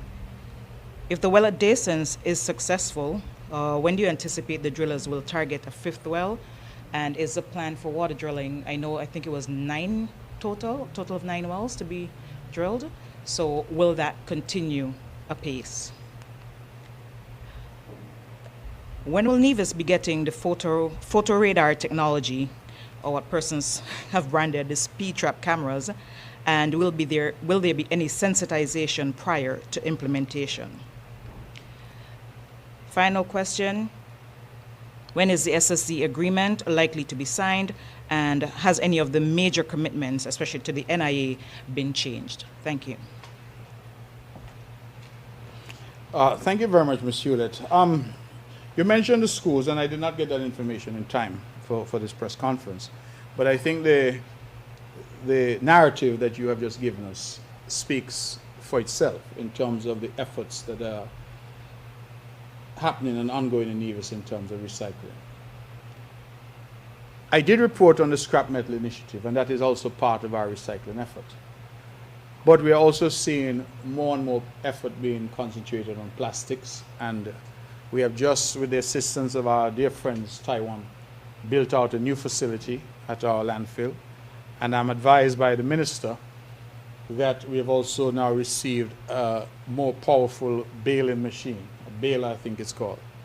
And all that the baler does for members of the public is crushes the plastic. So the plastic bottles are crushed and then they are put into bundles in order to ship them overseas. So we are not recycling here in the sense of converting those plastic into something else. But what we are doing is collecting, bundling, and shipping off the island to recycling plants that are elsewhere.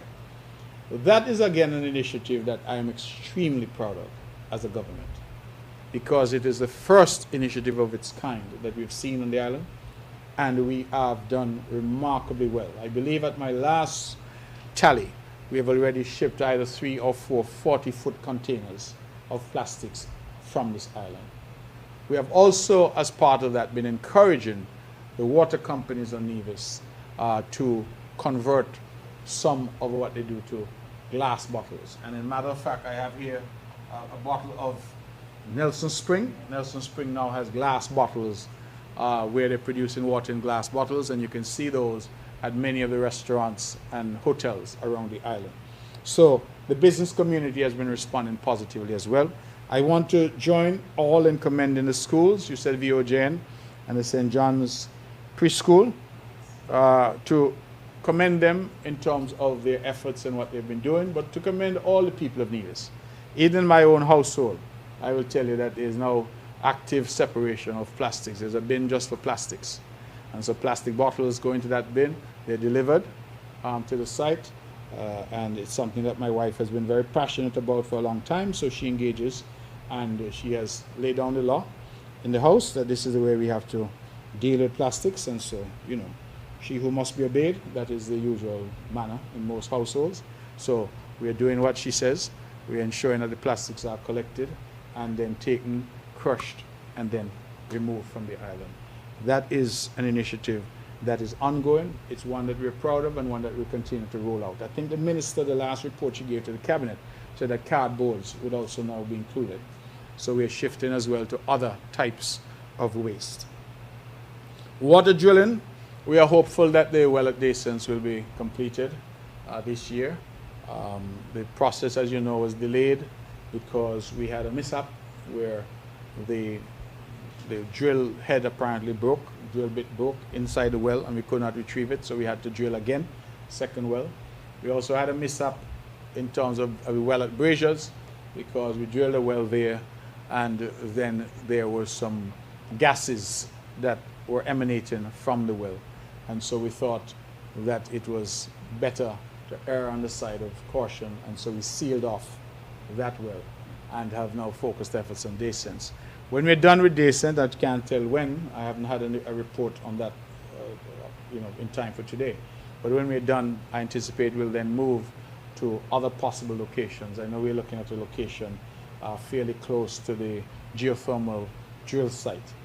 So we're looking at a location there. What I will say is that the initial contract was for 9 wells, but we may well do fewer wells than 9 because we have found significant water, for example, at the 2 first wells that were done in Maddens. So our goal was to add 1.5 to 2 million gallons of additional water per day into the system. So if we can hit that goal, we may do fewer wells. But that will be a matter for the water officials to engage in. Water drilling is going to be critical because I should have reported earlier that we are nearing now very close to the start of our geothermal drilling. The bid process is now completed. A driller has been selected. I'm not at liberty, unfortunately, to disclose who that driller is, which company, because there's still some processes to go through. But we anticipate that in very short order we'll be able to make a public announcement, and we're hopeful that in January we could have a signing ceremony which will mark the start of the production well drilling. And to do that we're going to need water, and so again I'm just demonstrating how the government's initiatives are not haphazard but coordinated. That is what we're seeking to do. The photo radar technology, Ms. Hewlett, you asked if it's in Nevis yet. It may be. It may not be. I don't know. What I can say is that we've had conversations with the police high command, and it is our intent to have that technology, if it's not here yet, to be here. The reason I'm saying the way I'm saying it is because I think our people should drive cautiously on our roads. We have seen some horrific accidents in St. Kitts, truly horrific, which has cost numerous lives. Nevis has not seen the same level of accidents, but nevertheless, as I said earlier, we're seeing hundreds of cars every month coming into the island. And younger people are on the roads are better, and so it's a recipe of more cars, more drivers, better roads for speeding. And sometimes when I see people drive on the road, it's only the grace of God that we haven't had more difficulties. So I welcome definitely these radar traps, and stay off the gas, you save fuel and you save money, because these fines will be quite high. So they will be rolled out. Yes, there will be some public engagement and education. I believe it is for that reason that the original fines in St. Kitts were discarded, if you will, waived, but they're definitely going to come. And I want to just share something with the public. These radars are movable. So don't bother feel that you're going to start to say, oh, well, I know there's one in Cotton Ground, or I know there's one in Gingerland. There may be one in Gingerland today, and that one is in Brownhill tomorrow. So the bottom line is, the message to drivers is be careful on the roads.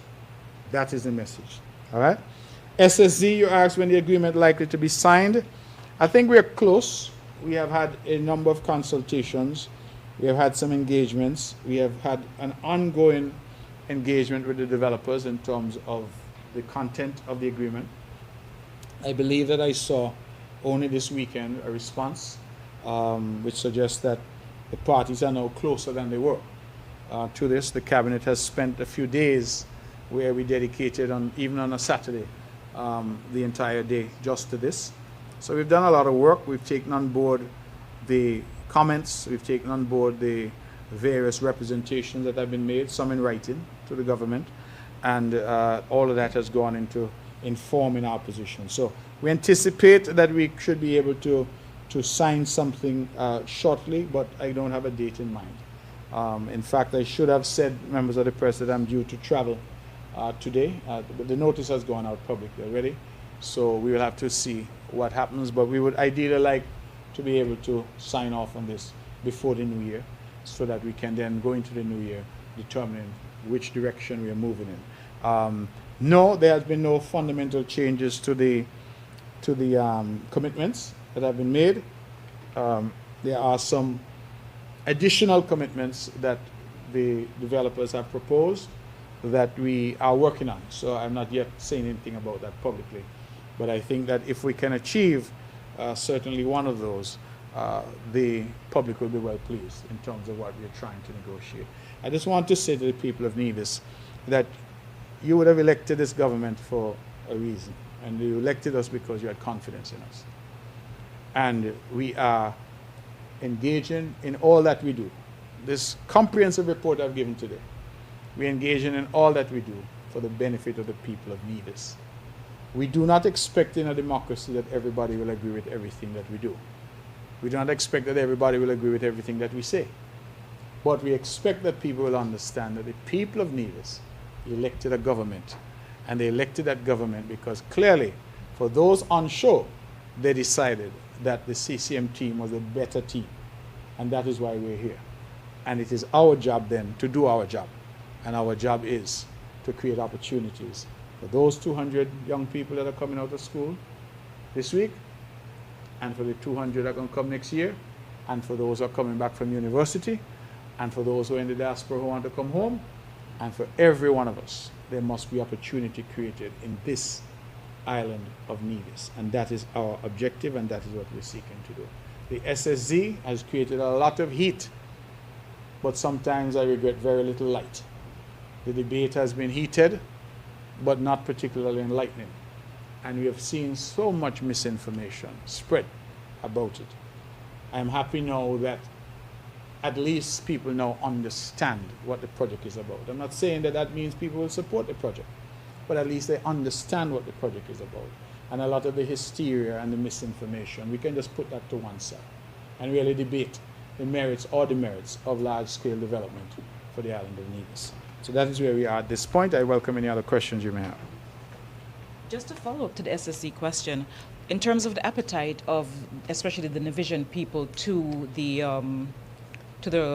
idea, to the project, I know that people had started from the time Destiny launched to register for jobs and to register for services and scholarship, and also for the lack of a better term, dividend. What has been the uptake in terms of that, if you have the figures?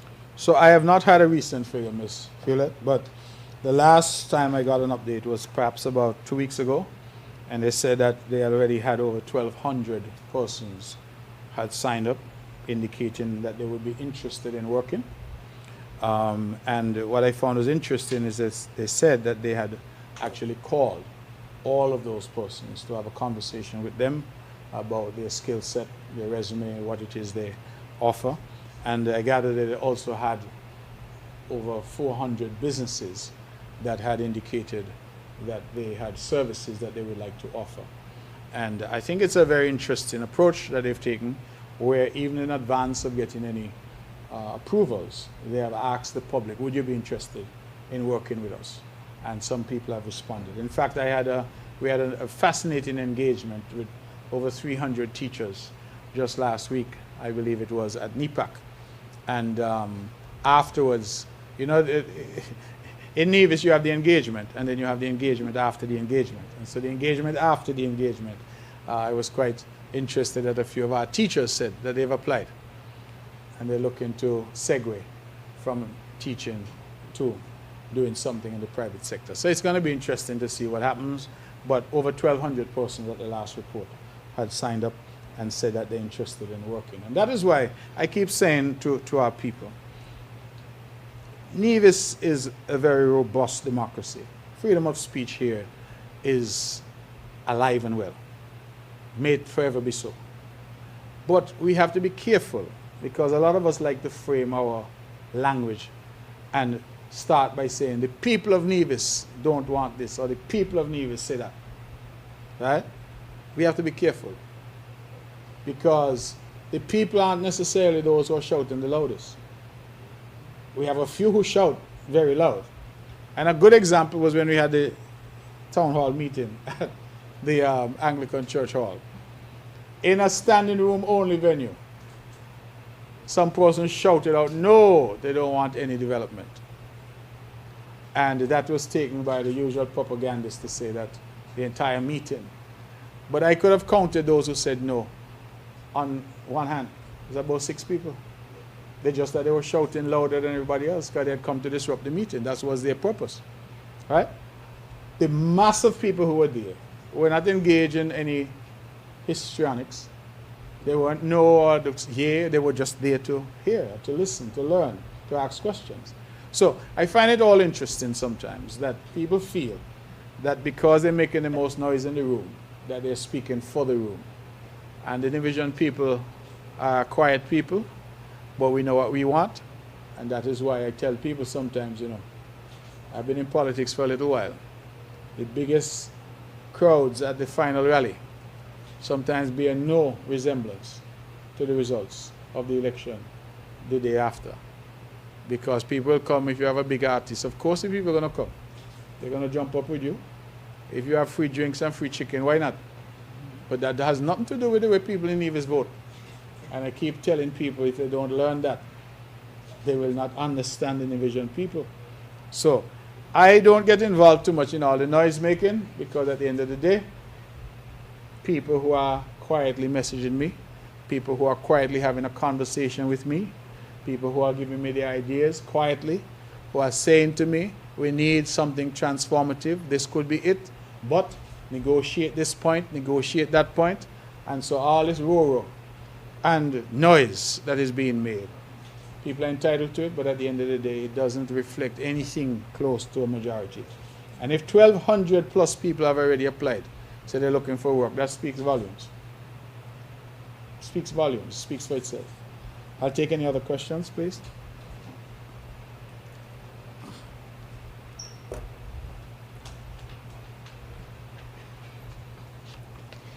Good morning, Mr. Premier. Good morning. Good morning, media colleagues, and good morning to those who are viewing. Shamika Budgeon, Vaughan Radio. Regarding the fiscal year for 2026 on Nevis, will any new taxes be implemented? Can we have an update on the Charlestown Police Station? Will the Alexandra Hospital Wing project be put on hold for next year? Or will the NIA basically wait until everything has been ironed out, so to speak, with the developers for the Destiny project to finish it? Considering Mr. Jansen indicated in a statement in October that millions of dollars will be funded for the hospital and the health centers on the island. Any update on the broiler processing facility? The Deputy Premier had mentioned on July 13th of this year during a town hall meeting. He said work would have started during that same week. So can you provide an update on that? In the area of traffic, speed signs, I know that the traffic department has recently implemented or will implement speed meters or radar traps, both in St. Kitts and Nevis. And from what I've seen thus far, vehicular accidents have gone down significantly. However, the public feels that there should be more speed signs on the main road so all can feel good and know that we are following the law. The questions are, Mr. Premier, is it just in the city? Should we drive 20 miles per hour? In what areas can you accelerate to 40 miles per hour? Can we see an improvement of the above mentioned? In tourism, with a special sustainability zone or SSZ on the south end of the island, if the project goes through, would it have an effect on our tourism product for us on the outside of the zone. Let's say if tourists prefer to go to the more high-end areas on the island, which can very well be the SSZ zone, how then can we prevent or secure continued productivity for the smaller hotel stakeholders outside the zone? Is there or will there be a mechanism put in place for that? Thank you. Thank you very much, Ms. Budgeon. As usual, you ask some very important questions. Some I can answer simply. Any new taxes in the new budget? No, there won't be any new taxes. The posture that my government has taken over the years is that where possible, we have sought to impose tax increases on goods, services, or tax increases on individuals who are outside the local population. So I mentioned, for example, when we increased the TDL, the Tourism Development Levy, that bites on principally visitors to the island. We have increased some charges at the Financial Services Registry. Those are not taxes per se, but fees and charges. So to incorporate companies and to do various types of business here, we've increased those. So by doing that, we've increased revenue without putting any additional burden on the people of Nevis. And so I think our record in that has been quite good. We have had to make some adjustments at the hospital, but that was done already in terms of cost there, and we have had to make some adjustments in terms of water. That was also done already. So we do not anticipate that there will be anything further in this new budget that is to come. In fact, the new budget, I think, will be read on the 2nd of December. That is next week. When's the 2nd of December? December 2nd? Yes, Tuesday. That's when the budget will be read. So we anticipate that will happen fairly soon. The Charleston Police Station work had stopped for some period of time. I was advised that work had restarted. My last conversation with the contractor, bear in mind it's a federal project, it's not an NIA project. We are only assisting in terms of some supervision through, I think, Public Works. So whatever the issues were, work had stopped, but then work restarted. I want to thank our PS Wakely Daniel, who has been in constant contact with the PS on St. Kitts, Mr. Glenroy Blanchett, in trying to move that project ahead. But my last conversation was with the contractor, who's a Nivision contractor at Lefco Equipment, and they did indicate at that point that they had restarted, but I don't know where that is now. My understanding is that it's just minor finishing that's left to be done. And so I'm still hopeful that they could get that done and be done with that project, certainly by the end of this year. What was the difficulty within that project? Why it stopped? So apparently, based on what I'm gathering, there were some significant change orders because they were working in an old building. Once they pulled down this area, they found out that there was more work to be done. Those change orders led to a significant increase in the cost of the project. So it looks like there was some issues about that payment of those increased costs. And I know that in fact, I was told that the increased cost was several $100,000 in terms of increase. So there was very significant, and that, as I said, was a matter being dealt with at the federal level. So it was the federal government engaging with the contractor, because the NIA, it's not an NIA project, it's a national security project. But as I said, the complaints do come to us, and so we have engaged both the minister, the PS, and myself as the premier. We have engaged with St. Kitts, and we did get some movement, and the chaps did go back to work. But as I said, I do not have an update since then. The hospital, we had committed that we would want to restart the hospital this fiscal year. That did not prove possible because we simply did not have the financing to do so. We've done everything else. We just need to line up the money to do so. And so the anticipation is that we'll start the hospital in the new year. The estimates that we've got are telling us 18 to 24 months to completion. And so we anticipate that we'll be able to do that certainly in this term before we come back to the people for a renewed mandate at some point in the future. So you're not solely waiting on Destiny then? No, Destiny provides one avenue, but certainly we're looking at other opportunities for funding. It's really a funding question for us. So Destiny has said to us, listen, we want to put some money into healthcare. We have said, could you put that money into the hospital? But if that Destiny project does not happen, then clearly we have to find alternatives. So we are open to alternatives, and we're discussing those alternatives as we go. But the issue really right now is merely a financing issue, and we hope to have that in place so that we can start in the new year. The broiler industry, work has in fact started at that facility, not at the pace that I would like. Frankly, I have said, because we have two ministers, the Minister of Agriculture and Deputy Premier, Honorable Eric Evelyn, and the Minister of Works, who is the Honorable Spencer Brand. They've been working together to deliver this project, and I've said to them both that I'm concerned about the pace of delivery, because the financing is there. The contractors are in place, so there's no issue. But what I'm being told is that there were some changes made to the layout, one, and two, there was some issue apparently associated with getting the materials. They're using a particular form of construction, and so the materials had to be brought in. So it's not the usual block and mortar construction that we would do. They're bringing in some special building materials that had to be brought in. So my indication is that several containers have been shipped already. The foundation had been set out, and I am anticipating that even as we approach Christmas, that we'll see the building coming out of the ground in short order. That's the last update that I had. Traffic speed signs, radar traps. I agree with you. I've had a discussion with the High Command that we need better signage on the island, because I myself, driving around here, don't know which zone is 20 miles an hour, which is 40. We used to have up some signs over the years, but over the years those signs get knocked down or whatever and they're not replaced. So we need to go on a mission in relation to that. The rule of thumb, as I understand it from the police, is that it is 20 miles per hour in developed areas or occupied areas. So if you're in a village area, if you're in Charlestown, then you should be at 20 miles or less. But if you go now on the island main road or you go to an area that is unoccupied, then you can do 40 miles. That's the rule of thumb. But I believe that you ought to have signage that puts it beyond doubt.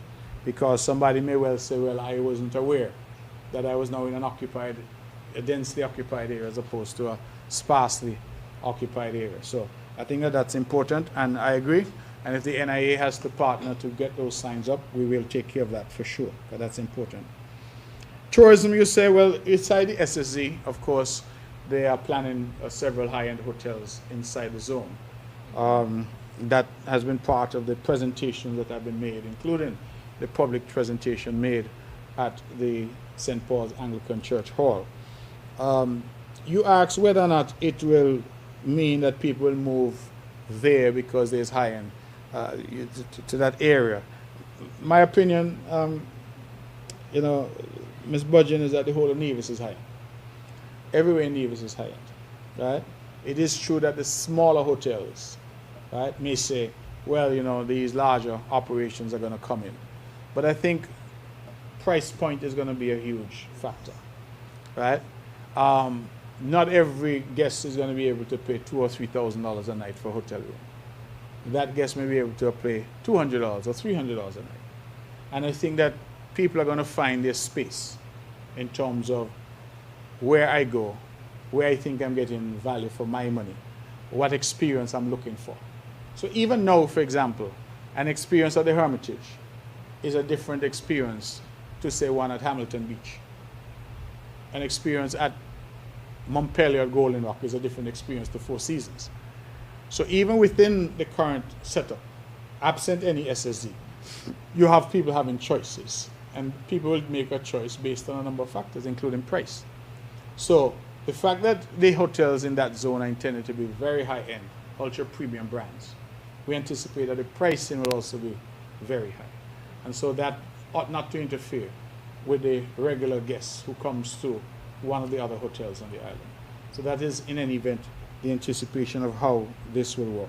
So I say the entire island is high-end, but offering different types of product. It's a product differentiation within the high-end or boutique luxury category. So that is where we are positioned in the market, as a luxury boutique type island.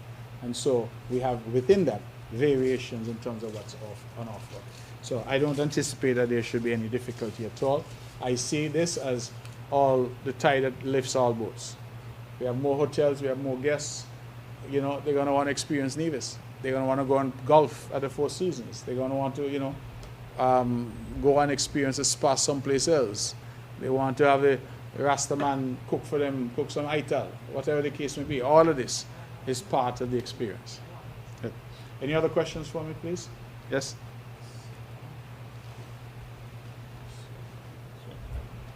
Morning, Vernon George, the Observer. Mr. Premier, some months ago you mentioned that the Honorable Janice Hodge sold and family sold land in the south of the island. Listening to Mr. Hanson yesterday, he said not even you knew about the project back then. Would you issue a public apology to the Honorable Janice Hodge since you chastised her publicly? Apology for what? For her selling her land? No. For the statement that, how you were saying the statement that how, like, she knew about something was going on there or something. No. Mr. George, get your facts straight. I said that Dr. Janice Daniel Hodge would have sold land to these developers in that area. And I stand by that because that's a factual statement. I never got into any debate about what she knew. I couldn't know that. I wasn't a part of that. I knew she sold land.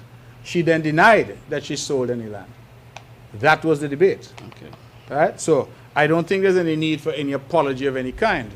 If she sold her land, then my statement is 100% correct. Right. If she did not sell her land, as she claims, then it is for her to show that she has not sold any lands. But this question about when anybody knew is a separate question to the issue of have you sold land. And that is what I focused on. And I go back, I'm very clear in my mind, because the first statement I made on this was in a national address I made on August 25th. And that is what I said, very specifically, that she, and not only her, some others as well, had sold their lands in the area to these developers. All right? So that much I can confirm because that is the truth. Right? So the question about whether people knew of the nature of the development, I can't speak to that because I was not party to any negotiations. All right? So I don't think that any apology is due from me because I have not misrepresented the position at all. Understandable. What were the three recommendations given by the Taiwanese when they about the finishing of the Alexandra Hospital?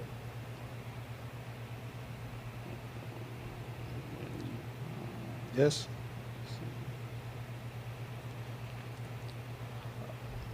Yes, go ahead. Sorry.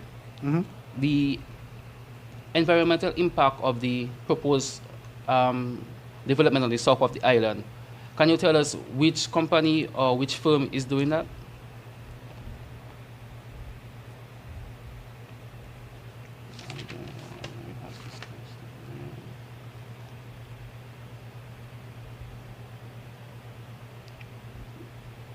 Yes? 1 second. You have said that the government doesn't own any land in the south of the island a few months ago. I think last week you appeared on one of the shows and you said that the government has land. Can you tell us how did the government acquire this land? And two, some years ago, the land for debt swap, government sold the 200 and something acres they had over there to Social Security and National Bank. Can you tell us if this land has been sold or the developers approached these different boards to sell this land?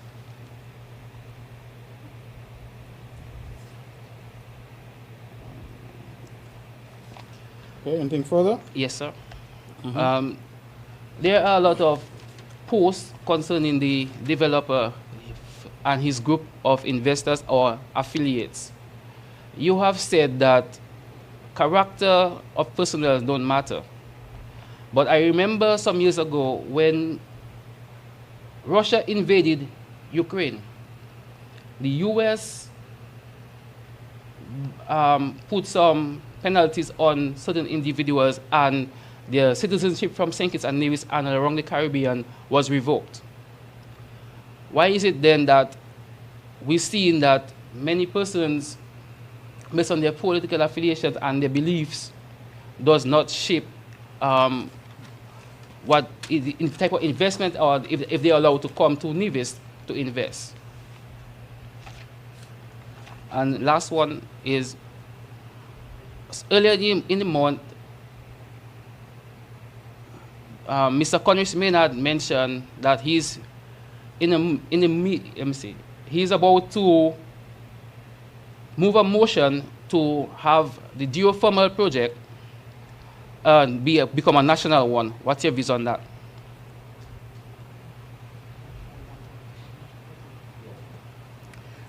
Thank you very much, Mr. George. Let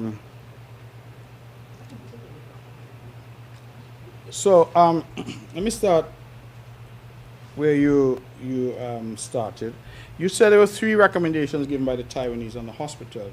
The Taiwanese, it is the EOCC, I think they're called, is a Taiwanese group that we asked to look at this project for us.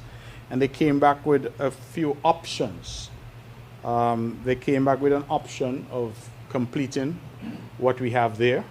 They came back with an option of completing some of what we have there, because, you know, it's like a 3-story. So they said they could have done 2 stories. And they came back with an option of doing a completely new facility someplace else. Because we asked them to explore all the possible options. The option that we have decided on is to complete the facility that is there. Right? So those were the options that they provided, and of course that's the one that we have decided because that is consistent with our position going forward. You asked who's doing the EIA on the South Coast. I cannot answer that today because I have not been updated on the company or entity that's doing it. What I can say is that the last report we had was that the EIA was practically complete, and we have said that that has to be reviewed by independent persons on behalf of the NIA. So once that comes, we will have that reviewed. You say that I said that we don't own any land on the South Coast. I have been very careful to try to qualify that statement and to be very clear about what we are saying. The land that the government owned on the South Coast was 238 acres of land. That was in our name. That land was swapped in 2012 under the previous administration to the National Bank. You mentioned Social Security. Social Security was not involved in the land for debt swap, to the National Bank for debt. Okay? So that land, the 238 acres, is now owned by National Bank. And yes, it is my understanding that National Bank has agreed to sell those lands to these developers. That's my understanding. So those lands are gone. The NHLDC, the Nevis Housing and Land Development Corporation, owns some small tracts of land close to Saddle Hill area. And I have been in the media to say that those lands owned by the NHLDC, we are not selling those. What we would like to do is to swap those for lands elsewhere. And thus far we are discussing with these developers that they will purchase land elsewhere to give to the NHLDC, Nevis Housing and Land Development Corporation, at a rate of 1.2 to 1. So for every 1 acre, we'll get 1.2 acres someplace else on the island. We see it as an opportunity for us to increase our land stock, right, whilst not interfering with the possibility of this project happening. The third thing that I've also been very clear to say in the media is that there are, now that we have looked at the entire area of the South Coast, pockets of land which are untitled, meaning that they don't have any registration at all for those lands. The advice that we've had, and I've said in the past that we're investigating, we have a surveyor who's working with us. The advice that we have is that those lands are crown lands, but are not registered lands. So we are now trying to see where those lands are, what the boundaries of those lands may be, and then we'll decide what we do with those lands. So I just want to be very clear that when I say we don't have any lands over there, it's a true statement in that we don't have anything that is recorded to the NIA. The lands that we did have were already swapped away. NHLDC has some lands close to Saddle Hill. They're not for sale. They're considering doing a swap. And then we have some lands now that we are looking at in terms of investigating, well, who is the owner of those lands? Because currently, you know, it's a couple acres here and a couple acres there, but there's no registration, no owners at all. And the advice, as I said, that we had is that those lands may be crown lands, and that is why we're doing the investigation with a surveyor to make that determination. So I will certainly come back in the fullness of time, Mr. George, to say if we've found those lands to be government lands, then certainly we would say that those are government lands in the area. So that is really what's happening over there, but I can tell you categorically now that the government doesn't have any lands being held in any way, shape, or form by title or deed that is in the hands of the NIA. What we did have, 238 acres, was swapped by the NRP for debt in 2012 or thereabouts. You asked me about, you said that I have said character doesn't matter.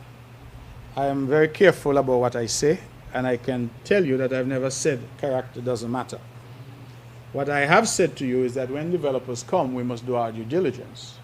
And what we look for when we do our due diligence is largely to do with whether or not they have any criminal record, whether they're involved in any form of criminality, whether charges have been brought, whether there are investigations pending into them, whether they're involved in terrorism, terrorist financing, you know, those kinds of things we would look at. What I have seen from some posts is there's an effort, it seems, in some quarters to say that this particular developer is a libertarian. I have not myself even investigated what a libertarian is, but that is the allegation that the person is a libertarian, and because the person is a libertarian, apparently we're not supposed to do business with that person. That is the suggestion that I've heard in some quarters. My response to that is that I am looking at the proposal that is in front of the cabinet, and I don't see any proposal in front of the cabinet that is asking for anything libertarian. It's asking for permission to develop an area of this island which is undeveloped.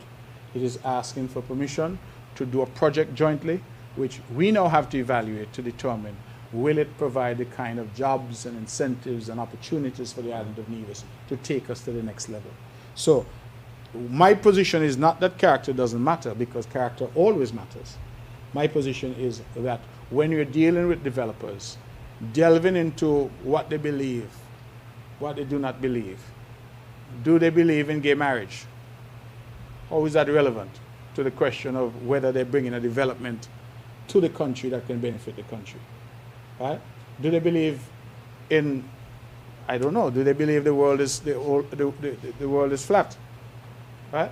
How is that relevant? So I'm saying when you start to drill down now into when you're dealing with investors and developers, well, you have to disclose to me what your belief system is.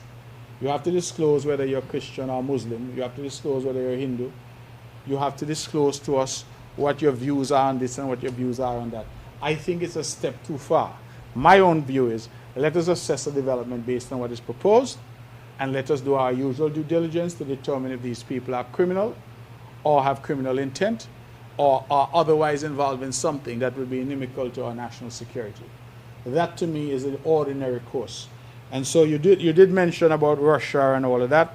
That is somewhat different, I think, contextually, simply because the United States is the big brother in the hemisphere, and the United States essentially took a position and said to those of us in the region, its allies, that they wanted us to support that particular position. So that is, I think, different contextually. The matter of Mr. Conris Maynard and what the Honorable Conris Maynard, what he said. Again, I'm wondering whether, Mr. George, your recollection is entirely accurate.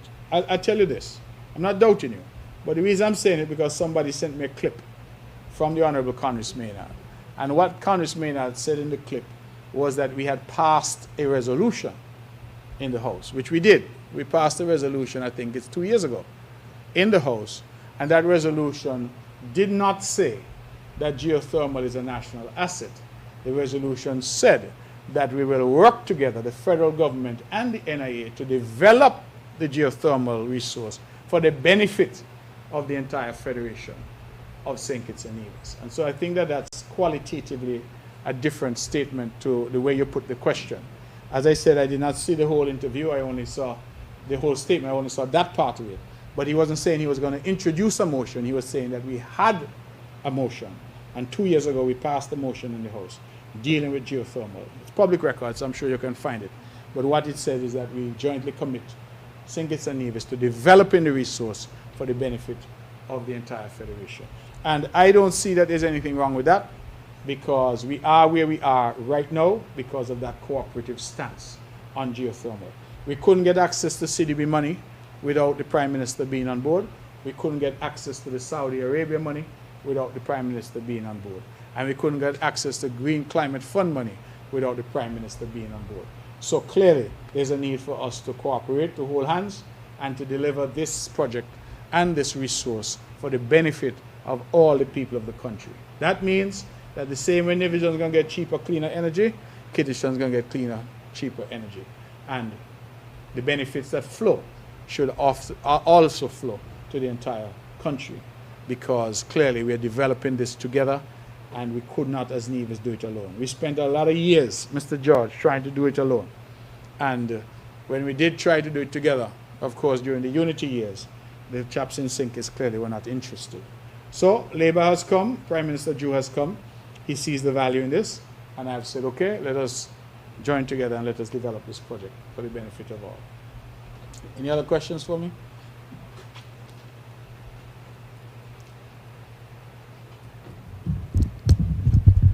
Hi, good morning, everyone. Good My morning. name is Beyond, and I'm a YouTube content creator. I react to breaking news that affect the Caribbean and Africa. The name of that channel is Beyond Uncut, and I also have another channel which is for travel and tourism purposes. Mr. Premier, there have been a number of complaints over the past weeks, months and years in regards to the electoral office in Nevis. Several persons would have went there to register and were turned back, and reasons given were that the machine is not working, the internet is down, the person who is supposed to register is not there, all kind of reasons. And when you compare that to the electoral system in St. Kitts and Nevis, to the UK, in the UK you can register to vote online. I just did a little Google search here, and just to read this short paragraph here, this is saying, a question was asked, can you register to vote online in the UK? And the response was, yes, you can register to vote online in the UK via government website. The process usually takes about 5 minutes.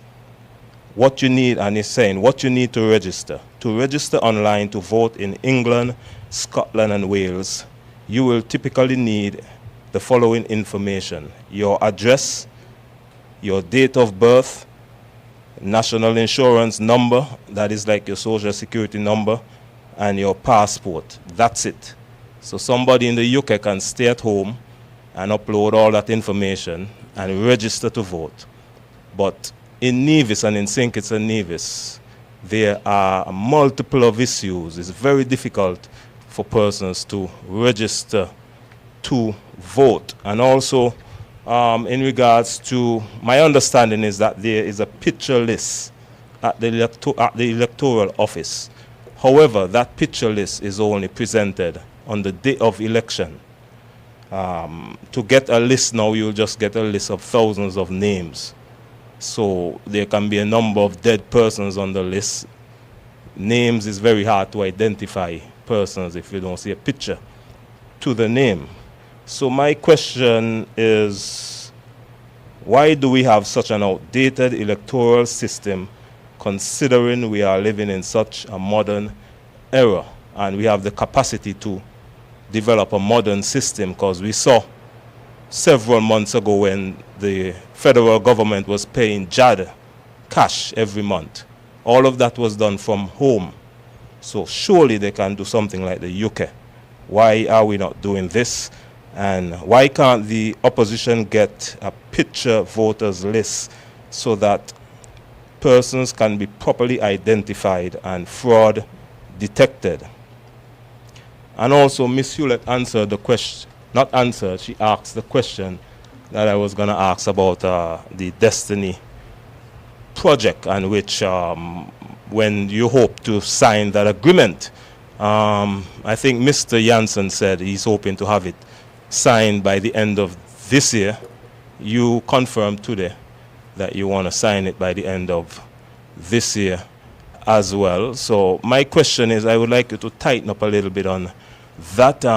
What are the chances of us going into 2026 and beyond and still talking about destiny without a signed agreement and you bringing it to Parliament? Is it a low chance of us going into 2026 and beyond?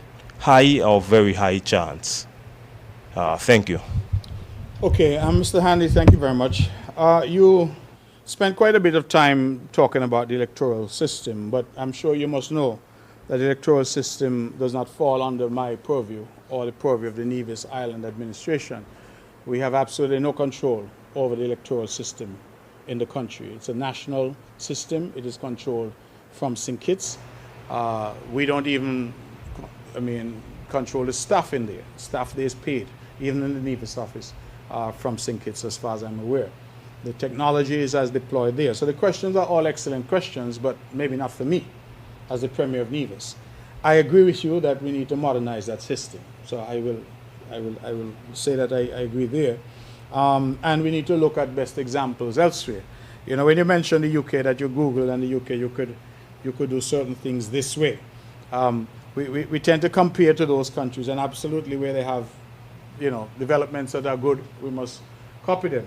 But I scribbled a note here and said, in the UK they also pay personal income tax, but they don't do it here. So, countries are different and set up differently. So we can't always just cherry pick something from one country. But if it is that we're talking in an age of technology, I agree, there should be no reason why. This thing about the picture list, you say opposition parties, but they don't give them to any of the political parties, as far as I'm aware. As a leader of a political party, we're in government, but we don't get a picture list either. And that is something, again, why? What's the mystery? If Bijan Hanley has registered to vote, then this is his picture next to his name, right? That way we'll know and say, boy, no, that's not Bijan, that's Mr. George. Oh, Mr. George registered as Bijan Hanley. So you're right, it's a mechanism, and I don't see what the issue is in making those lists available. They do produce an annual list, so maybe an annual picture list can be published. I don't see, and other members of the public as well can peruse and scrutinize. So I think the points you're making are all good points, but as I said, I can't take ownership of the electoral office because it's not a NIA matter. We have no control whatsoever over what happens there. You mentioned the SSZ, and you said is a high, I can't remember how you put it, but let me just say that the big issues that we were negotiating, I think that we have fairly got those resolved, right? We are now looking to see whether or not there are any smaller issues that remain outstanding. I do not anticipate that we're going to go into next year still talking about this. And I'll tell you a very practical reason, Mr. Hanley, is that this has taken up a significant amount of cabinet time and government time, right? I mean, putting together all of these consultations with various groups, engaging cabinet sometimes, late into the evening on a Saturday to try and address this. A lot of time has gone into this. And I believe that other issues equally require our attention. So I am not inclined to continue indefinitely having these discussions. It's either that we take a decision or we do not. But going forward, I think that we need to just determine what we're going to do, and we do it. So that's where we are at this point. So I don't anticipate that we're going to go into the new year with all of this chatter still. I mean, when I say chatter, I mean in terms of government and developer. Clearly, members of the public will continue to engage. I anticipate they'll continue to engage for a long time. So we'll have to see how that goes in that front. Anything further for me?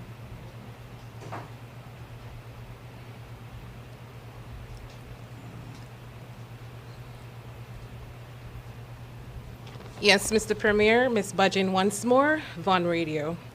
Lastly, seeing that this is the final monthly press conference for 2025, what does the stats show thus far on hotel arrivals for the impending high season? Should we expect a busy season? Thank you. So I do not have stats because we've not done a sort of round robin, if you will, of the hotels. The Four Seasons did indicate that they had a bit of a sluggish start because the season has started. I did mention the stats on the cruise, that those are up, the numbers are up there. But I don't have the stats on what we can expect. What I was told from the Four Seasons, which as you know is still our flagship, is that booking patterns have changed. So it is very hard even for them to predict sometimes how well they're going to do a month or 2 months out. People are now traveling on the spur of the moment. So a couple may decide on a Thursday, hey, let's go Nevis for the weekend. And that's when they book. So before, you had a long lead time. You could tell a year out, you know, what's this going to look like. With the groups, yes, you can still do that. But for individual travel, family travel, people are booking much shorter booking times now. So the industry has changed and it makes it a little bit more difficult for them to forecast. But I'm anticipating a robust season based on all the other indicators, based on the buzz that is out there about Nevis, based on the interest that we're seeing already. I do anticipate, but I don't have statistics to give you today, so I apologize for that. Any other questions? LK Hewlett, Department of Information. I have one question. I saw some pictures recently, I think on social media, where some kind of activity is going on at the airport. Can you give us an update on that project? We also have some questions from Glenn Bart from SKN Newsline. Having had the opportunity of several town hall meetings on the proposed Destiny venture, have you had cause to reconsider aspects in the negotiations with the developer based on concerns raised by citizens in the town hall meetings? Please give a few examples if you could. Our laws address access to natural beaches. Is it prudent for laws that will specifically address access to man-made beaches like those that would be developed in Destiny? And again, those last two questions are from Glenn Batt of SKN Newsline. Thank you. So the second question is easy because a beach is a beach. Whether that beach is created naturally or created by some man-made intervention, the law speaks to beaches, and beaches are defined in terms of what is a beach. It's, I don't have the legal definition, but I know the law defines what is a beach. So the truth is that it really doesn't matter how the beach is created. Once a beach is there, access is guaranteed by law. And that was one of the very early points that we dispelled, if you will, because there was, as you know, a rumor going around that the beaches would somehow be locked off. There are no beaches over there now of any significance, but when you anticipate that, I think the proposal is to create about 4 miles of beach, that beach must be accessible to everyone. So that's easy. Aspects of the renegotiation, absolutely. This project has been the most talked about, the most debated, certainly the project that has seen the most consultation. Those of us who are old enough to know when Four Seasons came, there was nothing close to this level of public engagement for the Four Seasons, which at the time, 35 years ago, was a game changer for Nevis. Right? So why have we had these discussions? Of course, the opposition in Nevis said, oh, it's just window dressing, they already signed the deal and whatever. Clearly, that was nonsense. And so we're having these discussions to try to really get from people, listen, what are your views? Not just about this development, but about development in the island generally. What is it people want to see? And I think it has been very helpful, very, very helpful. For example, one of the things that we had not thought about, but came out in one of the consultations, is if, for example, they were to find oil or gold or diamonds over there, what happens? Who owns that? So that became a point now to negotiate, because that had simply not come up, because we were proceeding on the assumption that there's no oil or gold or diamonds over there, right? So these are the types of issues. They say they're going to use wholly electric vehicles, self-drive cars, and that within their zone.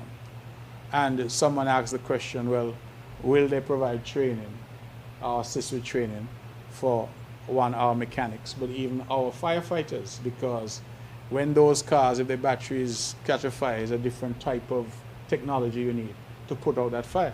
Again, these are things that came from that public consultation. And we could then go back and say, hey, we had not thought about that, but this is a concern. Can the development be done in a phased way? So, for example, rather than you saying, okay, I have 2,400 acres or whatever the target is, right? Let's develop it in phases so that it doesn't appear as if this is a large, massive land in the hands of people and you're not sure what those people are going to do. Let us see. Put differently, put some money where your mouth is. Let us start to see the movement, and then it builds confidence. So you've had various things have come out in the public engagement. How, from the business community, for example, they will not be allowed to set up a bank in there. That is, they will not be allowed to have their own bank inside the zone. So banks have been asking, well, how does that create opportunities for the local banking sector?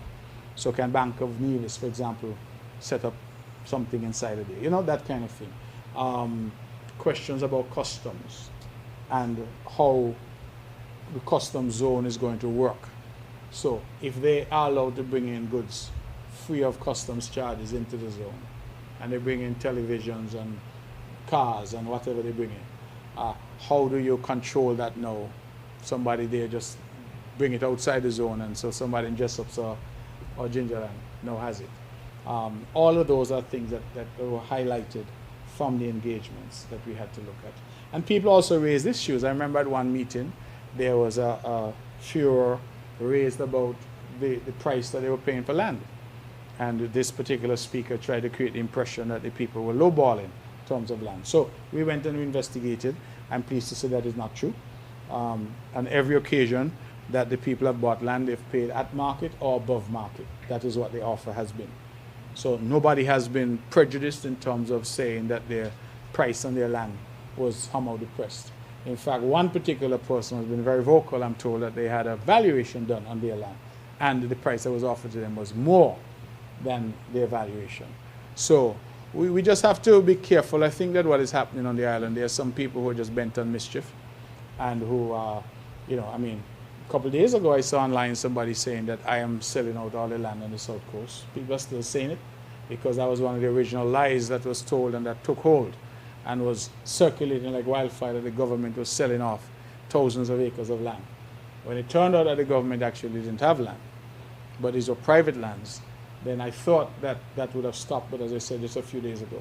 So it depends sometimes on who people listen to, who they talk to, who they get the information from, and we're just going to have to press on, and press on with not just that, but any other development that comes, to have a discussion with the developers in a meaningful and conscientious way, but always being reminded that we work for the people of Nevis.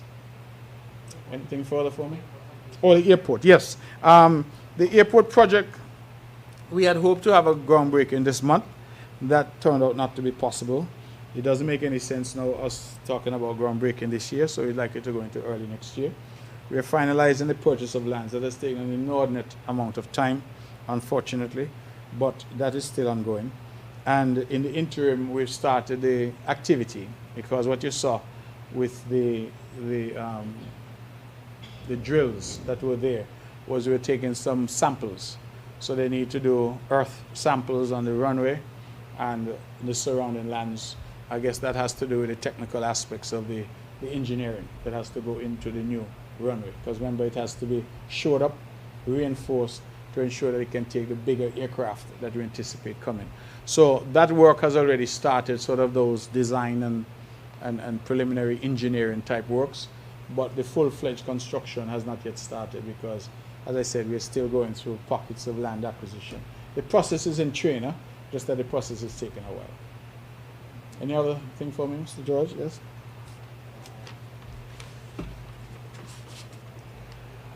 Well done, George. Observer again. Mr. Premier, the Prime Minister has stated that he hasn't seen any proposal from Nevis concerning the proposed land development on the south. Can you give us an update on that, please?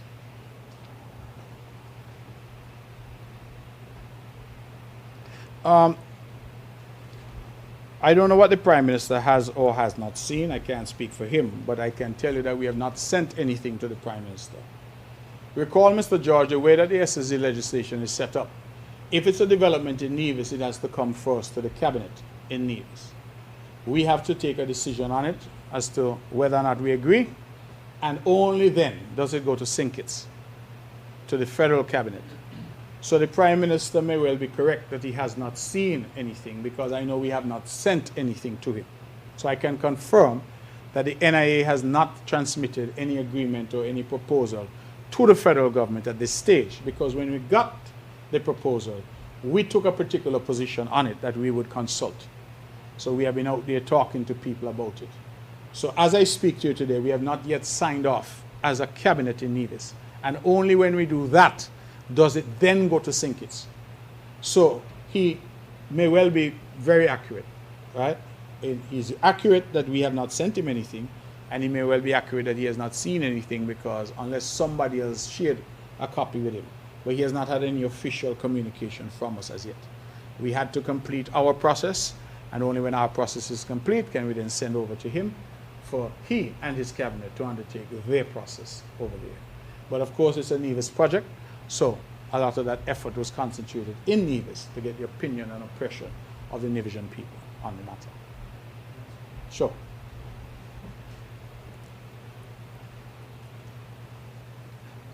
Yesterday, Mr. Johnson mentioned that you and him didn't have any discussions concerning the geothermal.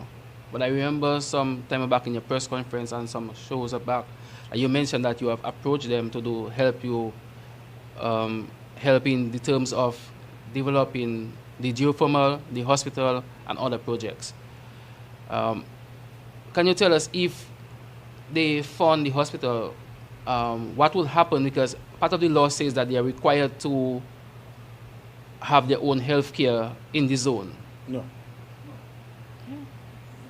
No, that's not strictly accurate.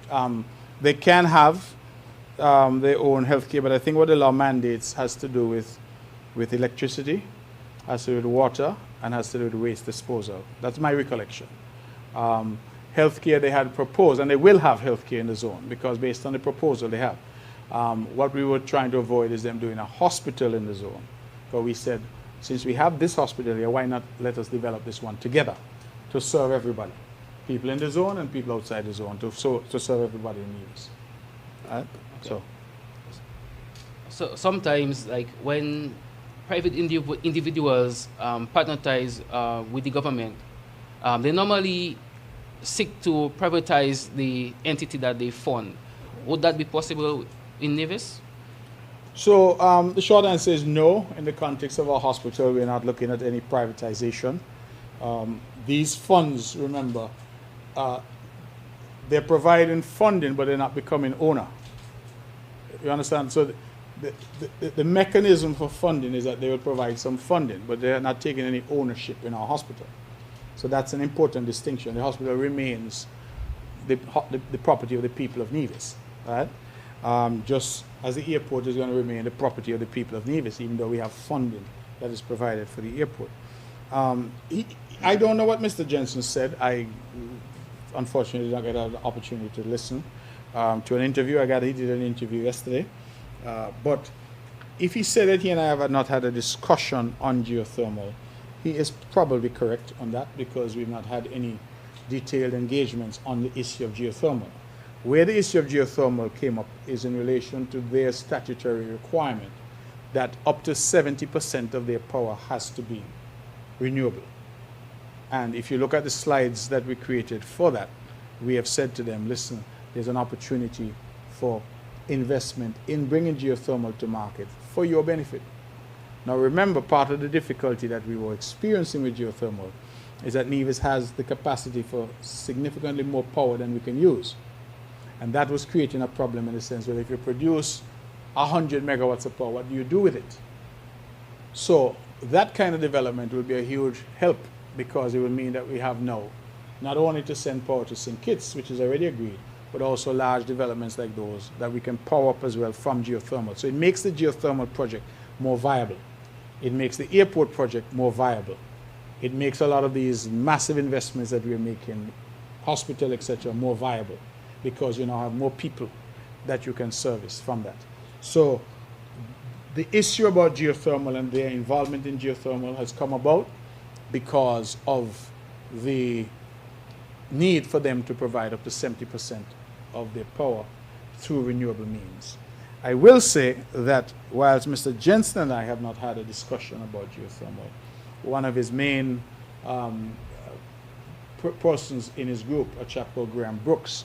In fact, my first meeting with Graham Brooks was about geothermal. This was long before I heard anything about any project.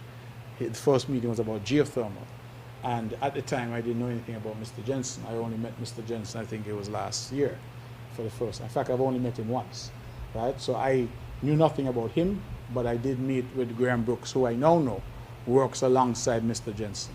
So we have to again understand that sometimes, Mr. George, in discussions and negotiations, you may come and you say you would like to have a meeting with the Premier and you want to discuss geothermal, just drawing a reference.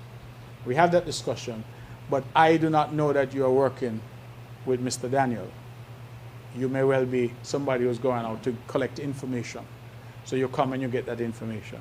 So Mr. Daniel may well say he never met with me on this matter, which is true, but you would have met with me and you work with Mr. Daniel. So I didn't hear what he said, but I'm just explaining that I have not had a discussion with him about geothermal per se, but people in his team, like Mr. Brooks, has met and spoken about it, and the issue has come up now on this whole idea of whether or not we can make geothermal energy available to them.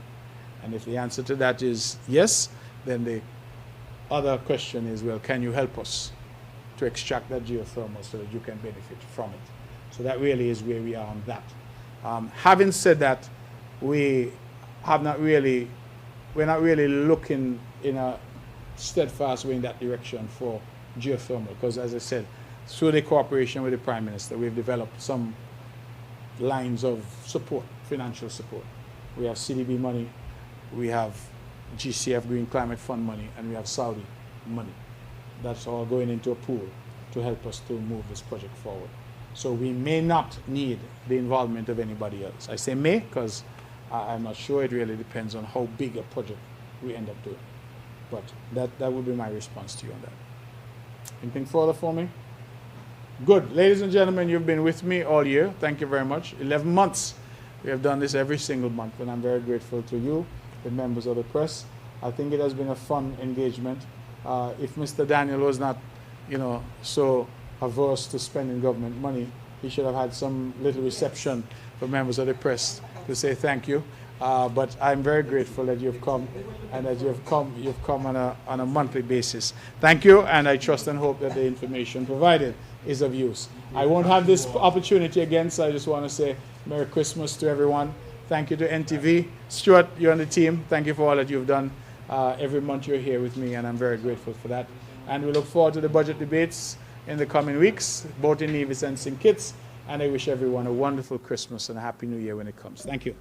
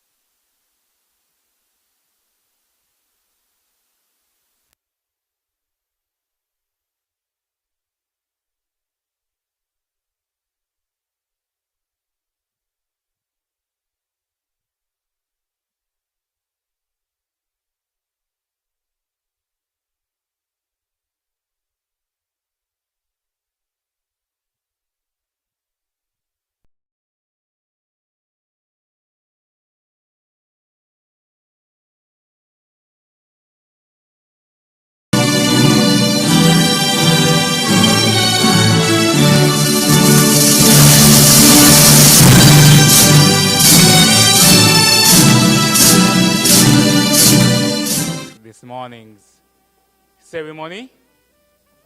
While those on the outside make their way in, we're asking everyone on the inside if you can please stand as we have the national anthem for